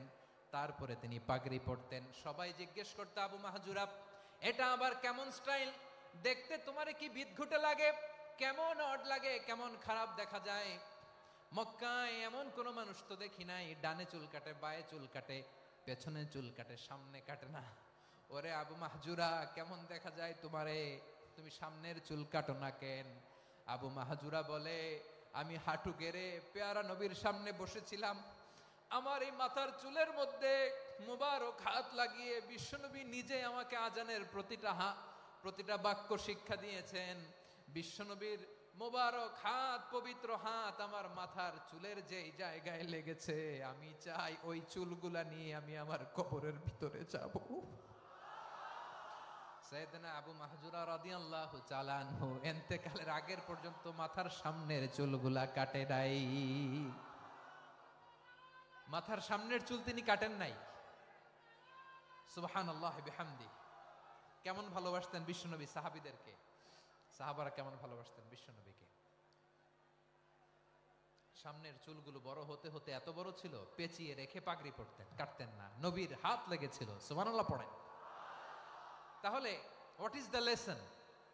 মোরাল অফ দ্য স্টোরি কি? মোরাল অফ দ্য স্টোরি হচ্ছে, আসছিল আজানকে ব্যঙ্গ করার জন্য, বিকৃত করার জন্য, হয়ে গেল মসজিদুল হারামের মুয়াজ্জিন। দেখেন বিশ্বনবী একটা খারাপ সিচুয়েশনের মধ্যে থেকে কি ভালো জিনিস বের করে আনলেন। আমি যে শুরুতে বলেছি কিভাবে তিনি হিউম্যান রিসোর্সকে ডেভেলপ করেছেন, ম্যানেজ করেছেন। তিনি যে চৌকস ট্যালেন্ট হান্টার ছিল, দেখেন সবার মধ্যে থেকে এর বাছাই করে মুয়াজ্জিন বানাই দিয়েছেন। সুবহানাল্লাহ পড়েন। তার মানে এই না সবাইরে ধরে ধরে উনি মুয়াজ্জিন বানাইছেন। যার যেই ট্যালেন্ট আছে তাকে ওই কাজে অ্যাসাইন করেছেন। যার যেই প্রতিভা আছে তার প্রতিভাকে ইসলামের কাজে লাগিয়েছেন। সুবহানাল্লাহ পড়েন। যায়েদ বিন সাবিত রাদিয়াল্লাহু তাআলা আনহু নাম শুনেছেন? যশোর কথা বেরোয় না। যদি জিগায় সালমান খানের নাম শুনছেন, সবাই হাত তুলবে, জি হুজুর শুনছি, মানে সব দেখা শেষ। সালমান খান, আমির খান, অমুক খান, সব খান মুখস্থ, কিন্তু যায়েদ বিন সাবিতের নাম মুখস্থ নাই মুসলমানদের। যেই সাহাবী মাথার সামনের চুল কাটে নাই, মসজিদুল হারামের মুয়াজ্জিন বানাইছেন বিশ্বনবী, সাহাবীর নাম কি? খায়া ফেলাইছে, স্লোগানের সাথে খায়া ফেলাইছে। আবু মাহজুরা। কি নাম? আবু মাহজুরা আল জুমাহি রাদিয়াল্লাহু তাআলা আনহু। এই নামটা আজকে নিয়ে যাইতে হবে যশোর। আবু মাহজুরা রাদিয়াল্লাহু তাআলা আনহু। দুই নম্বরে বলছিলাম যায়েদ বিন সাবিত রাদিয়াল্লাহু তাআলা আনহু। বিশ্বনবী দেখলেন মদিনার এই আনসারী সাহাবী হাইলি ট্যালেন্টেড, ইন্টেলেকচুয়াল, মেরিটোরিয়াস, জ্ঞানের প্রতি তার আকর্ষণ, মারাত্মক আকর্ষণ। বিশ্বনবী তাকে দায়িত্ব দিলেন, কোরআন যা নাজিল হয় তুমি লিখো, কাতিবুল ওয়াহি বানায় দিলেন। সুবহানাল্লাহ। যায়েদ বিন সাবিতরে আবার আজান শিখান নাই, কারণ তার মধ্যে বিশ্বনবী প্রতিভা দেখেছেন, একাডেমিক প্রতিভা, বিশ্বনবীর একাডেমিক প্রজেক্টগুলো তিনি হ্যান্ডেল করতেন। যায়েদ বিন সাবিত ছিল বিশ্বনবীর ব্যক্তিগত সচিব। কি ছিল? ব্যক্তিগত সচিব, বোঝেন নাই? বিশ্বনবীর ব্যক্তিগত সচিব এবং দোভাষী। ইহুদিরা কিছু লিখে দিলে এটার অর্থ বিশ্বনবীরে বুঝায় দিতেন, আবার ইহুদিদের কাছে কিছু লিখতে হলে তিনি লিখে দিতেন। বিশ্বনবী একদিন বললেন, ইন্নী ওয়াল্লাহি মা আমানু ইয়াহুদা আলা কিতাব। ইহুদিরা যে চিঠি পাঠায় অর্থ তো বুঝি না, আরেক ইহুদি আইনে অর্থ করা লাগে। আবার ইহুদিদের কাছে কিছু লিখে পাঠাইতে চাইলে আমরা তো লিখতে পারি না, ইহুদিরে দিয়ে লেখা লাগে। ওরা যে পয়রা শোনায় লিখে দেয়, আমি ওদের বিশ্বাস করি না। আমার নিজের একজন লোক দরকার। বিশ্বনবী এই যায়েদ বিন সাবিতকে চুজ করলেন ল্যাঙ্গুয়েজের জন্য। উনি বললেন, যায়েদ, তোমার সফট স্কিলকে ডেভেলপ করতে হবে, তুমি হিব্রু ল্যাঙ্গুয়েজ শিখে ফেলো। যায়েদ বিন সাবিত বলল, বিশ্বনবীর মোটিভেশন আর ইন্সপিরেশন পেয়ে আমি 15 দিনে ইহুদিদের এই হিব্রু ল্যাঙ্গুয়েজ শিখে ফেললাম। শুধু শিখে ফেললাম না, হাত্তা হাদিকতু, even I became master in the language. এই ভাষা আমি পারদর্শী হয়ে গেলাম। এরপরে ইহুদিরা চিঠি লিখে পাঠালে আর কোনো ইহুদি ডাকা লাগতো না, আমি নবীর এটার অর্থ শুনে পরে বুঝায় দিতাম। আবার ইহুদিদের কাছে চিঠি লেখা লাগলে আমি যায়েদ বিন সাবিত চিঠি লিখে দিতাম। সুবহানাল্লাহ। দেখেন, এত সাহাবীর মধ্য থেকে বিশ্বনবীর একাডেমিক প্রজেক্ট, ব্যক্তিগত সচিব, দোভাষী হিসেবে তিনি যায়েদ বিন সাবিতের মতো তরুণকে নির্বাচিত করেছেন। কেমন ট্যালেন্ট হান্টার ছিল আমার নবী! সুবহানাল্লাহ পড়বেন না? বিশ্বনবীর ইন্তেকালের পরে সাইয়েদনা আবু বকর রাদিয়াল্লাহু তাআলা আনহু যখন খলিফা হয়ে আসলেন, কোরআনকে সংকলনের দায়িত্ব দেয়া লাগবে, কোন সাহাবীকে দিবেন? সব সাহাবারা মিলে পরামর্শ করলেন। সাইয়েদনা আবু বকর, ওমর সবাই মিলে এই বিশাল কোরআন সংকলনের গুরু দায়িত্ব বিশ্বনবীর ব্যক্তিগত সচিব, বিশ্বনবীর দোভাষী, বিশ্বনবীর সিলেক্ট করাই লোক যায়েদ ইবনে সাবিত রাদিয়াল্লাহু তাআলা আনহুকে দিয়েছে। কোরআনের কপি তো আজকে এখানে রাখে নাই। এই যে আজকের যে কোরআন পড়েন, এটা আগে এরকম ছিল না। কোরআন নাজিল হলে সাহাবারা চামড়ার, ওটের চামড়ায় লিখে ফেলতো, ওটের চ্যাপ্টা হাড্ডির মধ্যে লিখে ফেলতো, গাছের গুড়ির মধ্যে লিখে ফেলতো, বিভিন্ন জনের কাছে ছড়ানো ছিটানো ছিল। আবু বকর রাদিয়াল্লাহু তাআলা আনহু একসাথে করলেন, পরবর্তীতে উসমান রাদিয়াল্লাহু তাআলা আনহু একসাথে করলেন 114 সূরার। এখন এই মুসহাফ, এই কম্পাইলেশন, এই কপি আমরা পেয়েছি, যার হিউজ কন্ট্রিবিউশন ছিল। এই পুরো কোরআন কম্পাইলেশনের প্রজেক্ট ম্যানেজার ছিল যায়েদ বিন সাবিত রাদিয়াল্লাহু তাআলা। কোরআন কম্পাইলেশনের প্রজেক্ট ম্যানেজার। দেখেন, উনারে মাথায় হাত দিয়ে আজান শিখায় নাই। সুবহানাল্লাহ কইবেন না? তাহলে প্রথম সাহাবী আবু মাহজুরাকে মুয়াজ্জিন বানাইলেন, যায়েদ বিন সাবিতকে ব্যক্তিগত সচিব আর দোভাষী বানালেন, মুসআব ইবনে উমাইর রাদিয়াল্লাহু তাআলা আনহুকে ইসলামের প্রথম অ্যাম্বাসেডর বানালেন।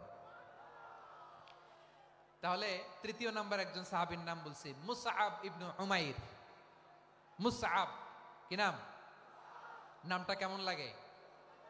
এই কয়েকজনের ভাল লাগে, বাকিদের ভাল লাগে না? ভাল লাগে? এই এই আর কয়েকটা মিনিট দেওয়া যাবে না আমাকে আল্লাহর রাস্তে? হ্যাঁ, ঠিক আছে। আমি তোমাদেরকে ভালোবাসা দেখাবো, দোয়া করব, যদি চুপ থাকো, একেবারে চুপ, কষ্ট সহ্য করো, বাকিরে যা সওয়াব পাবে তোমরা ডবল পাবা, যেহেতু কষ্ট বেশি, কিন্তু চুপ। 3 নাম্বার সাহাবীর নাম মুসআব। এই ধাক্কাধাক্কি কেন? ধাক্কাধাক্কি কেন রে ভাই? না না না, এরকম হইলে আসবো না যশোর, আমি আর আসবো না। হয় পিছনে চলে যাও, নাহলে চুপ, ধাক্কাধাক্কি নাই। 3 নাম্বার সাহাবীর নাম মুসআব। কি নাম? He was the first ambassador in Islam. ইসলামের প্রথম ডিপ্লোমাট, প্রথম কূটনৈতিক, ইসলামের প্রথম কূটনৈতিক, ইসলামের প্রথম ডিপ্লোমাট, প্রথম অ্যাম্বাসেডর মুসআব ইবনে উমাইর। মক্কার তরুণ যুবক, উনি পারফিউম লাগাইলে মানুষ দেখলেই বুঝতো এটা মুসআব লাগাইছে। এমন ড্যাশিং ফেসের ছিল, এমন স্মার্ট ড্যাশিং ফেস, এমন পার্সোনালিটির মানুষ ছিল মুসআব রাদিয়াল্লাহু তাআলা আনহু। কারণ যিনি ইসলামের স্পোকম্যান হবেন, মুখপাত্র হবেন, তার স্মার্ট হওয়ার দরকার আছে না নাই? আকাবার প্রথম শপথ যখন হলো, তাদের সাথে বিষ্ণু ইসা ইসলাম মদিনাতে একজন মুখপাত্র পাঠালেন, ডিপ্লোমাটকে পাঠালেন, অ্যাম্বাসেডর অফ ইসলাম, তিনি হচ্ছেন মুসআব ইবনে উমাইর। পড়েন সুবহানাল্লাহ। বিশ্বনবী দেখলেন সে অনেক স্মার্ট, তার ডেডিকেশন আছে, সিনসিয়ারিটি আছে, এবং মদিনায় যে আউস খাজরাজ গোত্রের নেতাদের সাথে ডিল করতে হবে, ইহুদিদের সাথে ডিল করতে হবে, ওখানে একজন পাক্কা জানু খেলোয়াড়ের দরকার আছে না নাই? মুসআব ইবনে উমাইর রাদিয়াল্লাহু তাআলা আনহু, ওনাকে বিষ্ণু ইসা ইসলাম চুজ করলেন। এবং বিষ্ণু ইসা ইসলামের এই চুজিংটা, এই সিলেকশনটা এত সুন্দর ছিল, তিনি মদিনাতে যে বিশ্বনবী আসার আগেই মদিনার জমিনকে তিনি উর্বর করে ফেলছেন। প্রতিটা ঘরে ঘরে কালিমার দাওয়াত তিনি পৌঁছায় দিচ্ছেন। জুমার বিধান নাজিল হয়েছে, কিন্তু মক্কায় পরিবেশ নাই জুমা পালনের। বিষ্ণু ইসা ইসলাম একজনকে দিয়ে খবর পাঠালেন, যাও মদিনায় মুসাবকে যে বলো, মুসাব তো আমার শিক্ষক, আমার স্পোকম্যান, মদিনাতে যেন তারা জুমা কায়েম করে। বিশ্বনবীর আগেই মুসাব মদিনার মুসলিমদেরকে নিয়ে মদিনায় প্রথম জুমা কায়েম করে ফেলছে। কোন সুবহানাল্লাহ। ডিপ্লোম্যাটদের কেমন হইতে হয়, অ্যাম্বাসেডারের কেমন হইতে হয়, মুসআব রাদিয়াল্লাহু তাআলা আনহুর কাছ থেকে শিখে নাও। মুসআব নামটা কেমন লাগে? যশোর যাদের সন্তান হবে, ছেলে সন্তান, আমার রাস্তায় পাইলি সবাই জিজ্ঞেস করে, হুজুর একটা নাম দেন, আমার ছেলে হবে। যশোরবাসীর জন্য আমি একটা নাম দিয়ে দিলাম, নাম রাখতে হবে মুসআব। কি নাম? নামটা যাদের ভাল লাগে, ছেলে সন্তান অনাগত আসবে, মনে চাইলে নাম রেখে দিবেন মুসআব রাদিয়াল্লাহু তাআলা আনহুর নামে মুসআব। তাহলে মুসআব রাদিয়াল্লাহু তাআলা আনহুকে বিশ্বনবী ল্যাঙ্গুয়েজ শিখান নাই, সফট স্কিল শিখান নাই। যায়েদ রাদিয়াল্লাহু, তিনি হিব্রু ল্যাঙ্গুয়েজ শিখেছেন, সুরিয়ানি শিখেছেন, কিন্তু মুসআবকে তিনি বানিয়েছেন the spokesman of Islam, the first diplomat, the ambassador of Islam. সুবহানাল্লাহ পড়বেন না? আব্দুল্লাহ ইবনে আব্বাস রাদিয়াল্লাহু তাআলা আনহু, বিশ্বনবীর কাজিন, চাচাতো ভাই। আবার মাইমুনা রাদিয়াল্লাহু তাআলা আনহু, মাইমুনা নবীর স্ত্রী, তিনি ছিলেন আব্দুল্লাহর আপন খালা। তো নবীর বউ যদি ওনার খালা হয়, নবী তার কি? বুঝে নাই, নবী তার কি? খালু। তাহলে সম্পর্ক অনেক গভীর, কাজিন আবার খালু। ছোট্ট মানুষ, তাই রাতে মাঝে মাঝে ঘরে থাকতো। বিশ্বনবী দেখলেন আব্দুল্লাহ যেহেতু আমার ঘরে ঢুকতে পারে, আব্দুল্লাহরে এই উম্মতের বড় শিক্ষাবিদ বানাইতে হবে। কথা বোঝে নাই? আব্দুল্লাহকে কি বানাইতে হবে? শিক্ষাবিদ, এডুকেটর অফ দিস উম্মাহ, এই উম্মার শিক্ষাবিদ বানাইতে হবে। তাই আব্দুল্লাহ ইবনে আব্বাসকে বিশ্বনবী হাতে কলমে শিক্ষা দিয়েছেন। আহারে, আর এরপরে যে কি ভাষা আসবে তোমাদের জন্য আমার মুখ থেকে আমি নিজেও জানি না। 1 ঘন্টা যাবত ধাক্কা ধাক্কি মারামারি। তো আসতে বলছে কে তোমাকে? পেছনে চলে যাও, জায়গা না পেলে। পুরো প্রোগ্রামটাই নষ্ট করে দিল।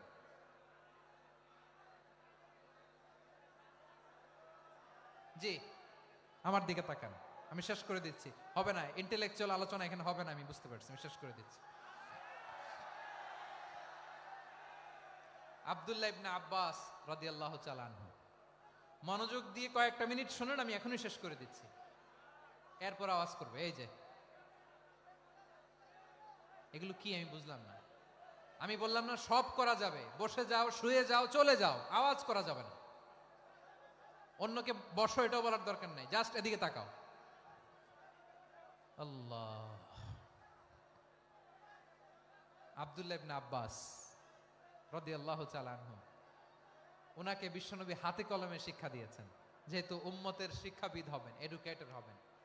তো বিশ্বনবী রাতে যখন তাহাজ্জুদ পড়তেন, ছোট্ট আব্দুল্লাহ ঘরে থাকতো। বুঝতে পেরেছেন? ছোট্ট মানুষ তো ঘরে থাকতো। তো বিশ্বনবী তাহাজ্জুদের জন্য একবার দাঁড়িয়েছেন, ছোট্ট আব্দুল্লাহ ওযু করে দাঁড়াইছে। আচ্ছা বলেন তো, ইমাম আর মুসল্লি মোট যদি 2 জন হয়, একজন ইমাম একজন মুসল্লি, তো মুসল্লি ইমামের কোন দিকে দাঁড়াবে? ডানে দাঁড়াবে। ছোট্ট আব্দুল্লাহ বোঝে নাই, বিশ্বনবী তাহাজ্জুদ শুরু করেছেন, উনি ইক্তেদা করছেন আর দাঁড়াইছেন বায়ে। কোথায় দাঁড়িয়েছেন? আব্দুল্লাহ বলেন, যখন আমি বায়ে দাঁড়ালাম, আখাযা রাসূলুল্লাহ সাল্লাল্লাহু আলাইহি ওয়াসাল্লাম উযুনি আল ইউমনা ইয়াফতিলুহা, বিশ্বনবী নামাজরত অবস্থায় আমার কান ধরে টেনে আমার ডান দিকে এনে দাঁড় করায় দিলেন। পড়েন সুবহানাল্লাহ। দেখেন, হাতে কলমে শিক্ষা। আর জীবনে ভুল হবে? কথা কয় না, আর ভুল হবে? আর ভুল হবে না।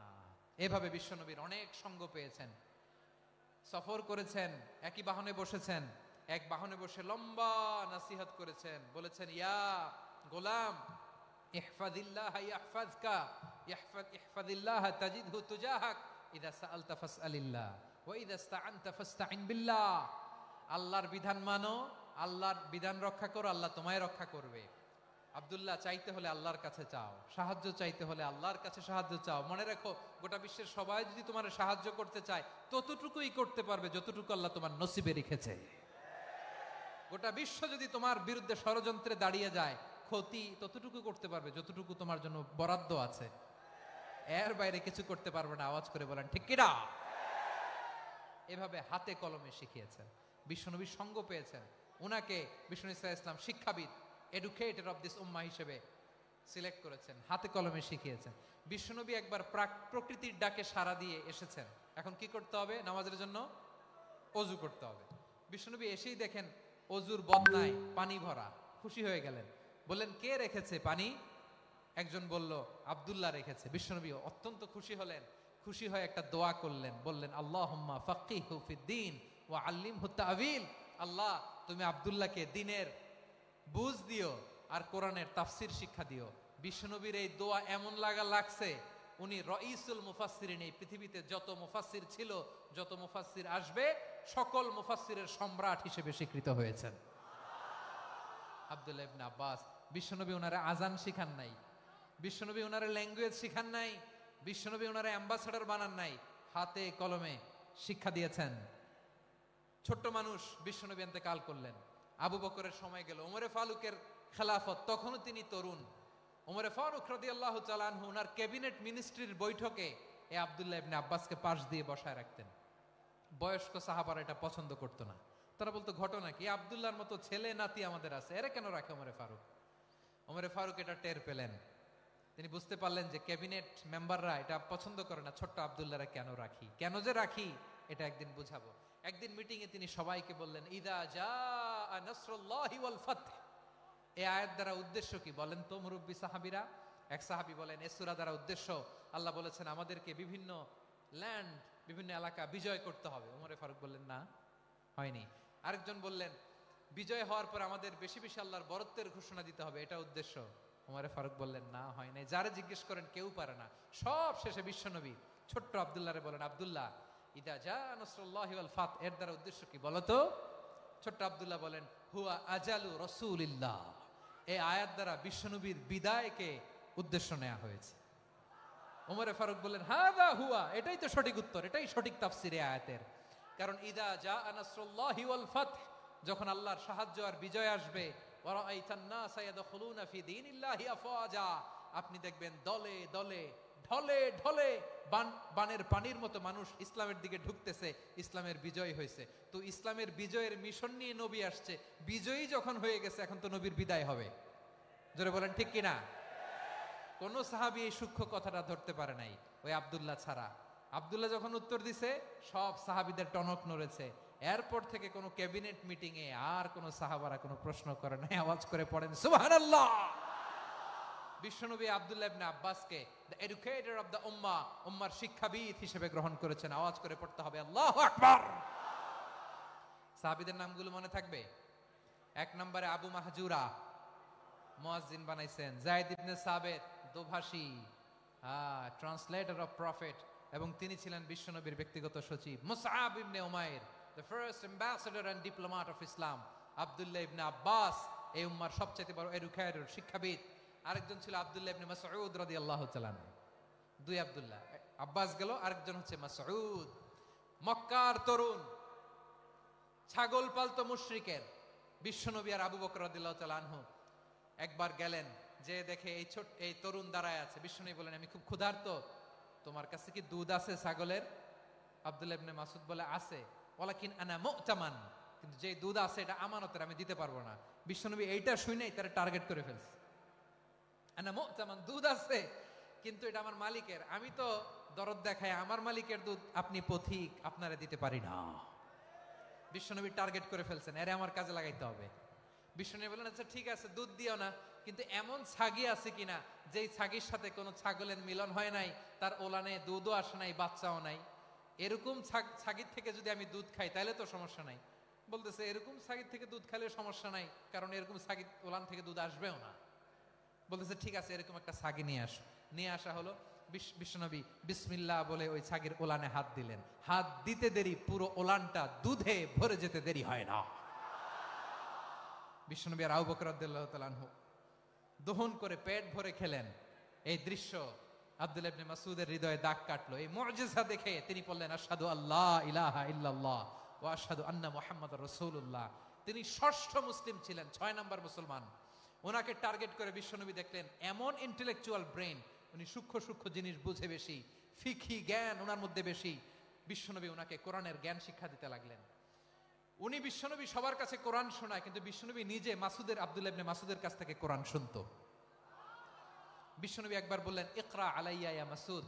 ইবনে মাসউদ একবার শোনাও তো কোরআন দেখি।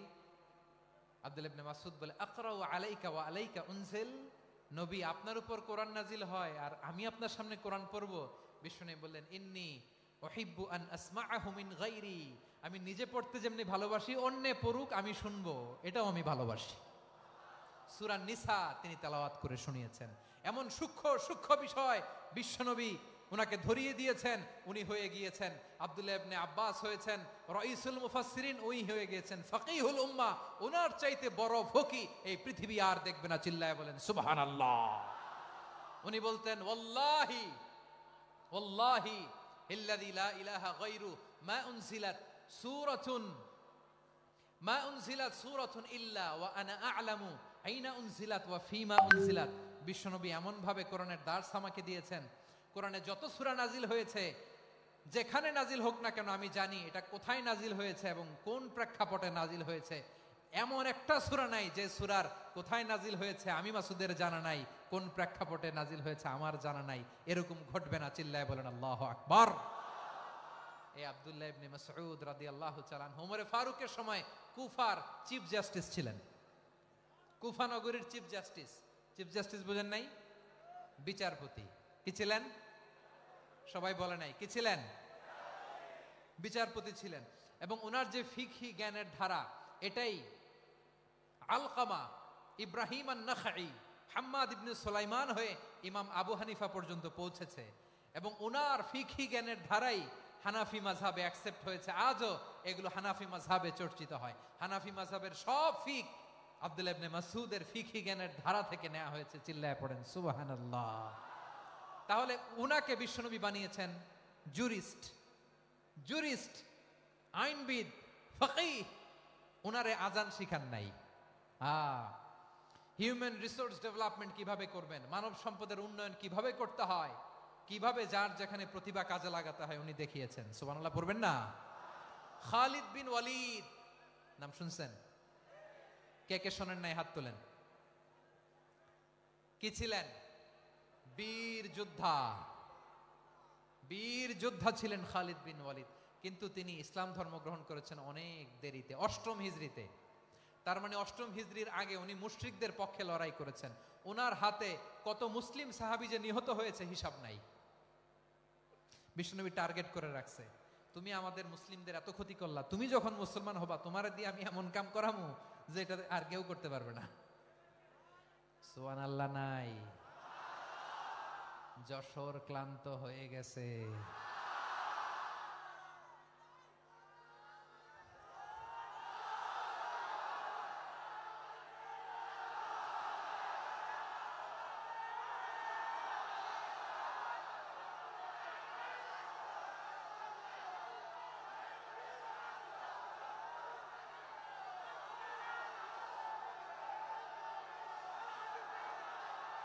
মাশাআল্লাহ। বসুন বসুন বসুন। খালিদ বিন ওয়ালিদ রাদিয়াল্লাহু তাআলা আনহু 8ম হিজরিতে মুসলিম হয়েছেন, মক্কা বিজয়ের আগে। তো মক্কা বিজয়ের আগে যখন মুসলিম হয়েছেন, এর আগে কি করছেন? কাফিরদের সাথে যুদ্ধ করেছেন। উনি উহুদের যুদ্ধে মুসলমানদের যে পরাজয় ভাব, কঠিন পরিস্থিতির মুখোমুখি উনার কারণে পেছন থেকে এমন আতর্কিত আক্রমণ করেছেন, মুসলমানদেরকে কচুকাটা করেছেন। 8ম হিজরিতে আল্লাহ তাআলা হেদায়েতের নূর দিয়ে ওনার হৃদয়টাকে উজালা করে দিলেন। লা ইলাহা এটা এমন বাণী যার হৃদয় একবার টাচ খাবে, এইটা থেকে সে আর পালিয়ে বেড়াতে পারে। ঝিনুকের ভেতর লুকিয়ে থাকে যেমন মতি, ঝিনুকের ভেতর লুকিয়ে থাকে যেমন মতি, কলমা শাহাদাতে আছে আল্লাহর জ্যোতি, কলমা শাহাদাতে আছে আল্লাহর জ্যোতি। ঠিক কিনা বলেন? মক্কা বিজয়ের আগে মুসলিম হলেন। হওয়ার পরেই বিশ্বনবীর টার্গেট ফুলফিল হলো। ওই যে টার্গেট করে রেখেছেন আর দোয়া করেছেন, খালিদ বিন ওয়ালিদ যদি মুসলিম হয় তাকে আমি মিলিটারি চিফ বানাবো। ওনাকে আজান শিখান নাই, ওনারে কান ধইরা নামাজের এই মাথা থেকে ওই মাথা আনান নাই, ফিকহি কোরআনের সূক্ষ্ম তাফসীর ওনারে শিখান নাই, অ্যাম্বাসেডর বানান নাই। বিষ্ণু ইসলাম উনাকে সামরিক অভিযানে প্রেরণ করেছেন। সামরিক অভিযানে তিনি প্রেরণ করেছেন। উনার জীবদ্দশায় উনার নেতৃত্বে যতগুলো যুদ্ধ হয়েছে একটা যুদ্ধেও তিনি পরাজয় বরণ করেন নাই। ওমরে ফারুকের সময়কালে তিনি চিফ অফ মুসলিম মিলিটারি মানে মুসলিম সেনাপতি হয়েছেন। যশোর আওয়াজ করো, ঠিক কিনা বলো? সেনাপতি, মুসলিম সেনাপতি। তাহলে কিভাবে হিউম্যান রিসোর্স ব্যবহার করতে হয় গোটা বিশ্ব আমার নবীর কাছ থেকে শিখে নাও। খালিদ বিন ওয়ালিদ, ওনাকে বিশ্বনবী একটা উপাধি দিয়েছেন। উপাধিটা হচ্ছে সাইফুল্লাহিল মাসলুল, আল্লাহর নাঙ্গা তরবারি, আল্লাহর খোলা তরবারি, দ্য ওপেন সোর্ড অফ আল্লাহ। খালিদ বিন ওয়ালিদ মুসলিম সেনাপতি। হাসান বিন সাবেত নাম শুনছেন? দেখি উনি কি ছিল বলেন। রাসূলের সভা কবি, কালচারাল হিজিমনিকে ডিফিট করার জন্য। উনি ভালো অস্ত্র চালানো জানতেন না, ওই কাজে উনি যেতেন না। ওনার ছিল কাব্য প্রতিভা। কাব্য প্রতিভা, কাফিররা কবিতা দিয়ে নবীকে গালি দিত। বিশ্বনবী বলতেন, ইয়া হাসান আজিব আন রাসূলিল্লাহ, তুমি নবীর হয়ে কাফেরদের এই কথাগুলোর জবাব দাও। বিশ্বনবীর একটা মিম্বার ছিল, বিশ্বনবীর মিম্বারের পাশাপাশি মসজিদে নববীতে এই হাসান বিন সাবেতের জন্য বিশ্বনবী একটা স্পেশাল মিম্বার বানিয়ে দিয়েছেন। এখান থেকে তুমি জবাব দাও। এবং বিশ্বনবী বলেছেন, আল্লাহুম্মা আইয়িদহু বিরূহিল কুদুস। আল্লাহ, হাসান আমার পক্ষে জবাব দেয়, তুমি জিব্রাইল মারফত তাকে সাহায্য পাঠায়া দিও। রাসূল সাল্লাল্লাহু আলাইহি ওয়াসাল্লামের সভা কবি, the poet of the prophet, নবীর কবি। উনি কবিতা দিয়ে এমন উচ্চাঙ্গের ভাষায় কবিতা দিয়ে তিনি জবাব দিতেন, কাফিরদের গা শিহরে যেত, তাদের হৃদয়ে আগুন ধরে যেত। তাহলে এরকম কবিরও দরকার আছে না নাই? এখন যাকে আল্লাহ দিছে কাব্য প্রতিভা, এরা যদি আপনি যুদ্ধের ময়দানে পাঠান হবে? যারে দিছে সুরেলা গলা, এরা যদি অ্যাম্বাসেডর বানান হবে না। হাসান বিন সাবেত ছিলেন বিষ্ণু ইসলামের কবি। হুযায়ফা ইবনুল ইয়ামান বিশ্বনবীর গোয়েন্দা বিভাগের প্রধান। কিসের প্রধান? হুযায়ফা ইবনুল ইয়ামান। ওনার ছিল ডিটেকটিভ মাইন্ড, ডিটেকটিভ মাইন্ড, গোয়েন্দা বিভাগের প্রধান। এবং উনি হচ্ছেন সাহিবু সিররি রাসূলিল্লাহ, রাসূল সাল্লাল্লাহু আলাইহি ওয়াসাল্লামের গোপন তথ্যের ধারক বাহক। নবীর যেই কথা কেউ জানে না, সব হুযায়ফার পেটের ভিতরে ছিল। সুবহানাল্লাহ পড়েন। মদিনার যত ইহুদি, ইহুদিদের একটা লিস্ট ছিল, এই লিস্ট শুধু দুইজন জানতো, বিশ্বনবী আর হুযায়ফা। সুবহানাল্লাহ পড়বেন না? তাহলে উনাকে কোন দায়িত্ব দিছে? কোন বিভাগ? যশোর আওয়াজ করো, কোন বিভাগ? গোয়েন্দা বিভাগের হেড ছিল। খন্দকের যুদ্ধে প্রচন্ড আজকের মতো শৈত্য প্রবাহ, মাটি খনন করতে করতে সাহাবীদের পেটে ক্ষুধা নাই, দাঁড়াইতে পারে না নামাজের জন্য, এত ক্লান্ত, ক্ষুধা ক্লান্ত।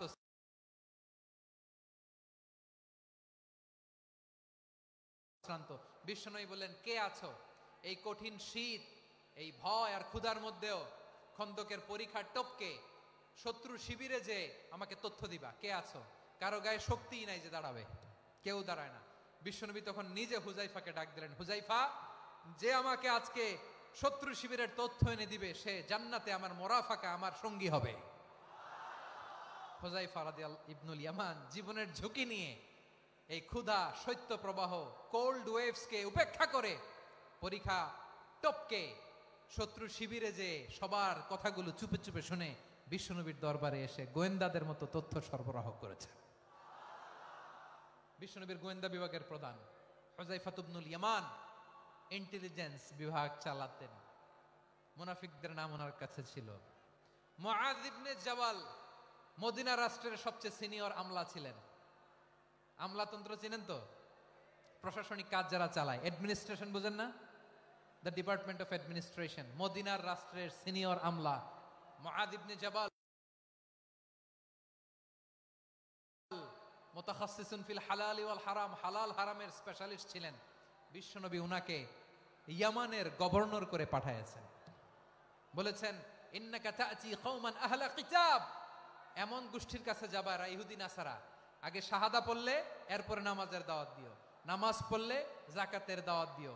গভর্নরের অ্যাটিটিউড যেমন থাকে তেমন অ্যাটিটিউড ধরে রেখো। সুবহানাল্লাহ পড়েন। তাহলে মুআজ ইবনে জাবালকে দিয়ে বিশ্বনবী কবিতা লেখায় নাই, চিঠি লেখায় নাই, আজান দেওয়ায় নাই। সুবহানাল্লাহ পড়বেন না? সব শেষ সাহাবী বলি আবু হুরায়রা রাদিয়াল্লাহু তাআলা আনহু, নাম শুনছেন? বিড়ালের বাবা। কি করতেন? খালি হাদিস মুখস্থ করতেন। উনি বলতেন আলজামু রাসূলুল্লাহ আলা মিল ইবাতনি, আমার শুধু পেটের ক্ষুধার বন্দোবস্ত হইলে আমি নবীর সঙ্গ ছাড়তাম না। আমার আনসার সাহাবারা ক্ষেত খামারের কাজ করত, আমার মুহাজির সাহাবারা ব্যবসা করত, আর আমি নবীর সাথে সাথে থাকতাম।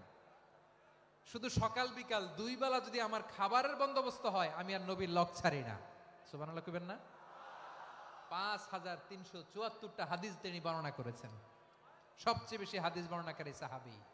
হাদিস প্রিজার্ভেশনের কাজে বিশ্বনবী ওনাকে কাজে লাগিয়েছেন। উনি একদিন বলেন ইয়া রাসূলুল্লাহ আসমাউ মিনকা কাসীরান ফালা আহফাজু, নবী অনেক কথা শুনি আমার মনে থাকে না। বিষ্ণু বললেন তাই? উবসুত রিদাক, তোমার চাদরটা বিছাও। আবু হুরায়রা বিছালেন, বিশ্বনবী হাত বুলায় দিলেন, এরপরে অনেক হাদিস বর্ণনা করলেন। আবু হুরায়রা বলে তারপর থেকে বিশ্বনবী যাই বর্ণনা করে আমি শুনি আর একটাও ভুলি না। এখন সুবহানাল্লাহ। বিশ্বনবী ওনাকে হাদিস প্রিজার্ভেশন, নবীর এই যে লক্ষ্য হাদিস প্রিজার্ভেশনের এই দায়িত্ব দিয়েছেন সাইয়েদনা আবু হুরায়রা রাদিয়াল্লাহু তাআলা আনহুকে। প্রিয় ভাইরা, তাহলে 10 জন সাহাবীর কথা যে বললাম, আপনারা কি খেয়াল করেছেন কত বড় ট্যালেন্ট হান্টার, চৌকস ট্যালেন্ট হান্টার ছিল আমার নবী। এক একজনের এক এক ট্যালেন্ট এক এক কাজে অ্যাসাইন করেছেন, এক একজনকে এক এক দায়িত্ব দিয়েছেন, এক একজনের প্রতিভাকে এক একভাবে বিকশিত হওয়ার সুযোগ দিয়েছেন। আওয়াজ করে বলেন ঠিক কি না?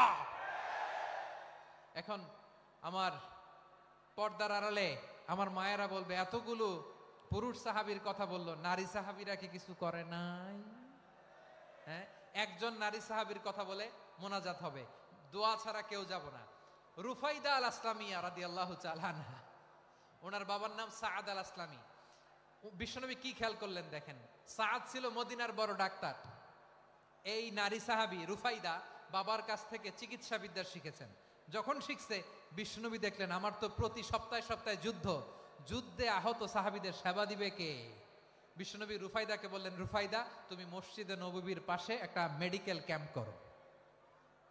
এই যে সাকিনা আদ্দিন মেডিকেলের আমার ছাত্রী বন্ধুরা শুনে রাখো, তোমাদের আইকন হচ্ছে এই রুফাইদা আল আসলামিয়া। বিশ্বনবীর ডিরেকশন অনুযায়ী তিনি মসজিদে নববীর পাশে একটা মেডিকেল ক্যাম্প করলেন এবং আহত সাহাবাদের চিকিৎসা উনি ওনার টিম নিয়ে দিতেন। বিশ্বনবীর পরামর্শে উনি আনসারি এবং মুহাজির মহিলা সাহাবীদেরকে নিয়ে একটা স্পেশাল মেডিকেল টিম গঠন করলেন। খায়বার যুদ্ধে 7ম হিজরিতে যখন বিশ্বনবী যায় উনি ওনার টিম নিয়ে আসলেন, বললেন ইয়া রাসূলুল্লাহ আমরা তো তলোয়ার চালাতে পারি না, আমরা তো তীর মারতে পারি না, আপনি যদি অনুমতি দেন খায়বার অভিযানে আমি আমার টিম নিয়ে মেডিকেল টিমের সেবাটা সার্ভিসটা দিতে চাই। পড়েন সুবহানাল্লাহ। বিশ্বনবী অনুমতি দিলেন, যোদ্ধা সাহাবীদের সাথে রুফাইদা আল আসলামিয়া উনিও মেডিকেল টিম নিয়ে অগ্রসর হলেন। খায়বারের প্রতিটা আহত ইনজুর্ড সাহাবী যারা ইনজুরি শিকার হয়েছেন সবাই রুফাইদা আল আসলামিয়ার এই মেডিকেল ক্যাম্প থেকে চিকিৎসা সহায়তা পেয়েছেন। সুবহানাল্লাহ পড়েন। দেখেন কিভাবে বিশ্বনবী ট্যালেন্ট বাছাই করতেন।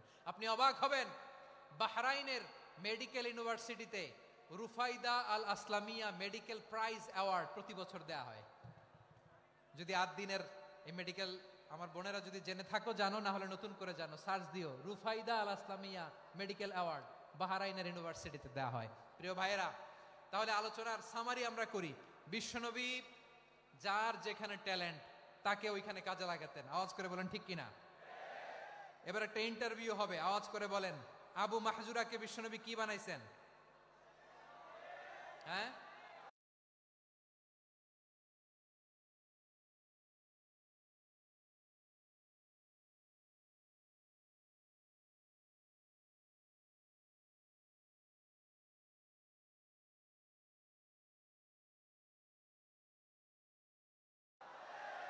ভুলে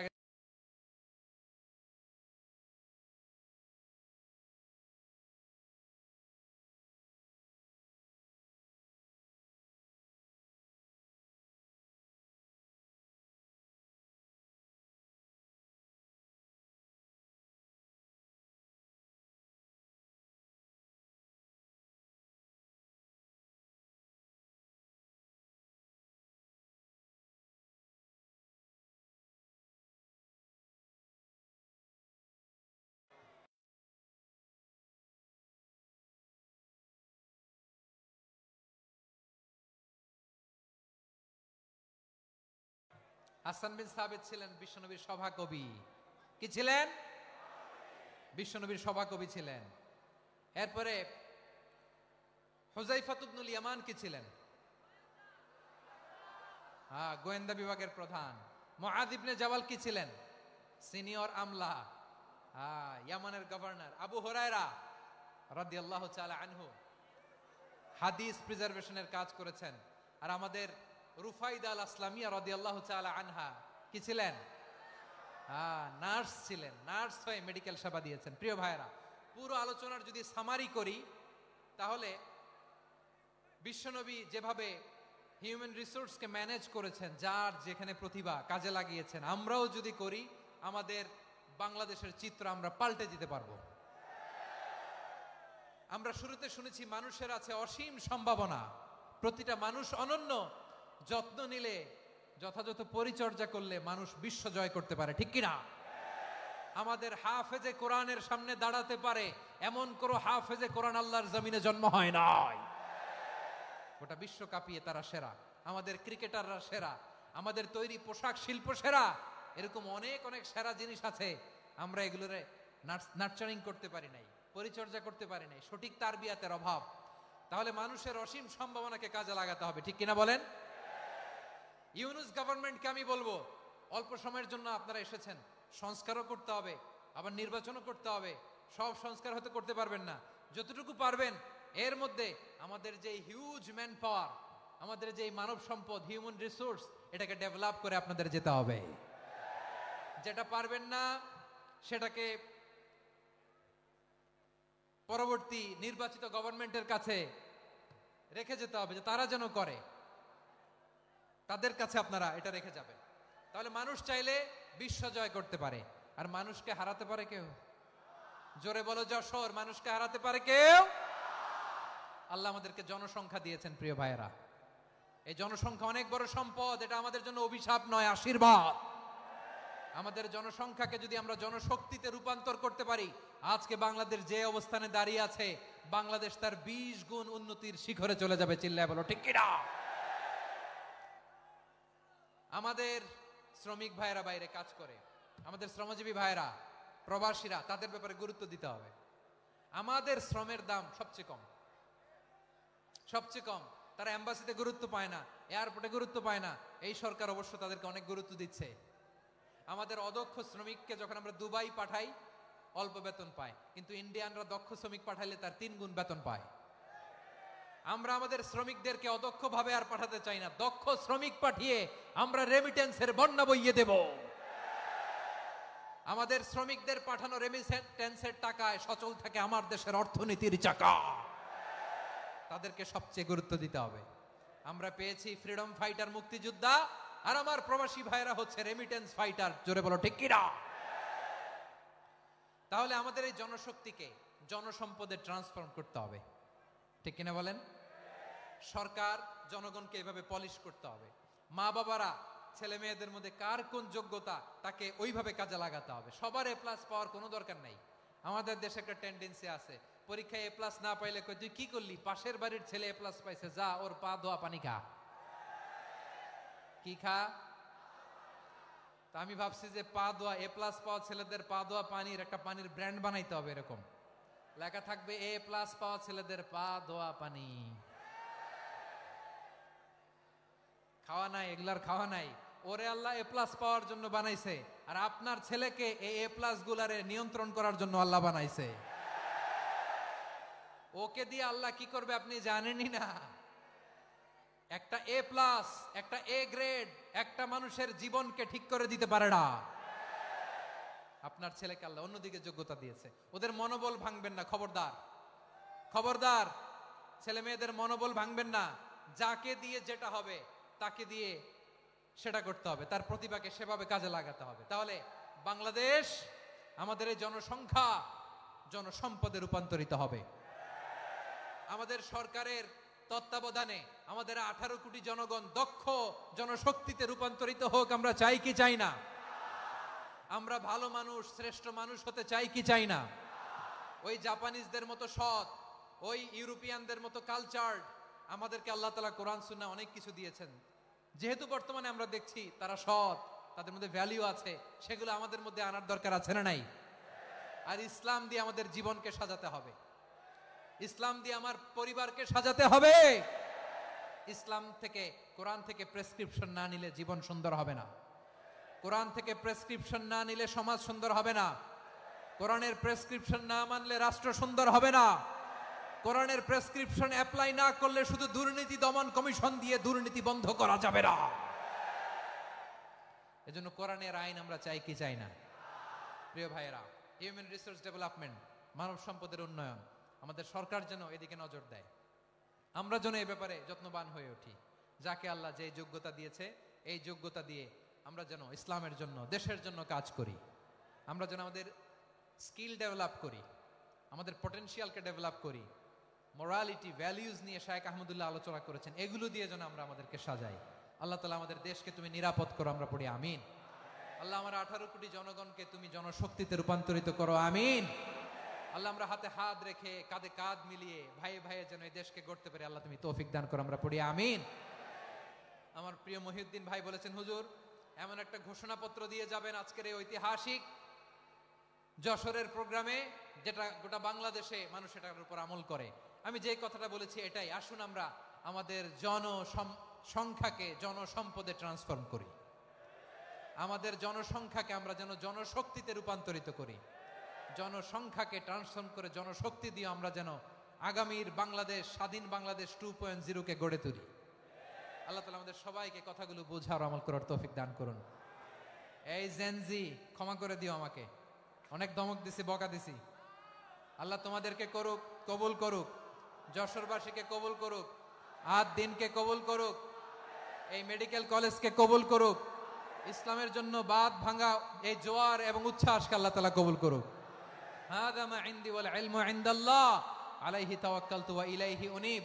সুবহানাকাল্লাহুম্মা ওয়া বিহামদিকা আশহাদু আল্লা ইলাহা ইল্লা আনতা আস্তাগফিরুকা ওয়া আতুবু ইলাইক। আল্লাহুম্মা আমিন। রব্বানা ظلمنا أنفسنا وإن لم تغفر لنا وترحمنا لنكونن من الخاسرين. ربنا آتنا في الدنيا حسنة وفي الآخرة حسنة وقنا عذاب النار.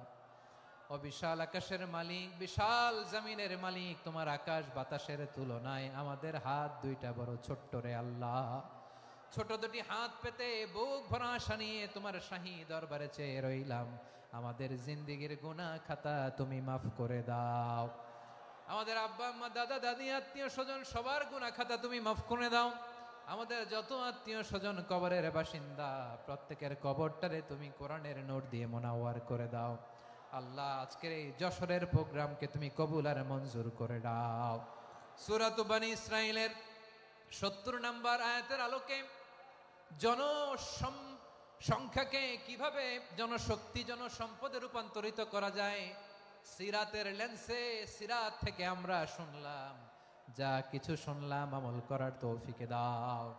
রব্বুল আলামিন আমার বাংলাদেশকে সোনার বাংলাদেশ হিসেবে কবুল করে নাও। আজকের প্রোগ্রামে যারা জয়েন করলো তাদেরকে তুমি কবুল করে নাও। রব্বুল আলামিন লক্ষ লক্ষ নারী পুরুষ যশোরের এই ঐতিহাসিক তাফসীর প্রোগ্রামের মাহফিলে জয়েন করেছে, আল্লাহ যেভাবে সহি সালামতে আজকে মাহফিলে জয়েন করলো, সহি সালামতে প্রত্যেক ভাই এবং বোনকে তুমি গন্তব্যে পৌঁছে দিও। আল্লাহ কত বড় বড় আল্লাহর ওলিরা এখানে এসেছে, মাদ্রাসার হুজুররা এসেছে, পর্দার আড়ালে কত বড় নেককার নারীরা এসেছে। আল্লাহ যার হাতকে তোমার পছন্দ হয়, যার ইবাদতকে পছন্দ হয়, তার ইবাদতের ওসিলায় আজকের দোয়াটা তুমি কবুল আর মঞ্জুর করে দাও। রব্বানা তাকাব্বাল মিন্না ইন্নাকা আনতাস সামিউল আলিম ওয়া তুব আলাইনা ইয়া মাওলানা ইন্নাকা আনতাত তাওয়াবুর রহিম। সুবহানাকা রাব্বিকা রাব্বিল ইজ্জাতি আম্মা ইয়াসিফুন ওয়া সালামুন আলাল মুরসালিন والحمد لله رب العالمين. واجعل آخر كلامنا عند الموت لا إله إلا الله محمد رسول الله.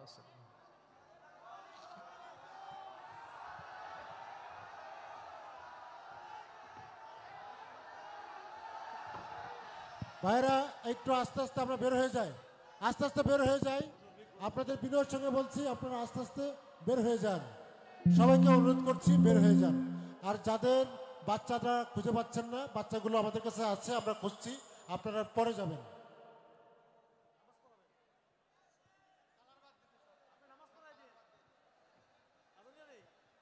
আস্তে আস্তে শৃঙ্খলার সাথে সহি সুস্থ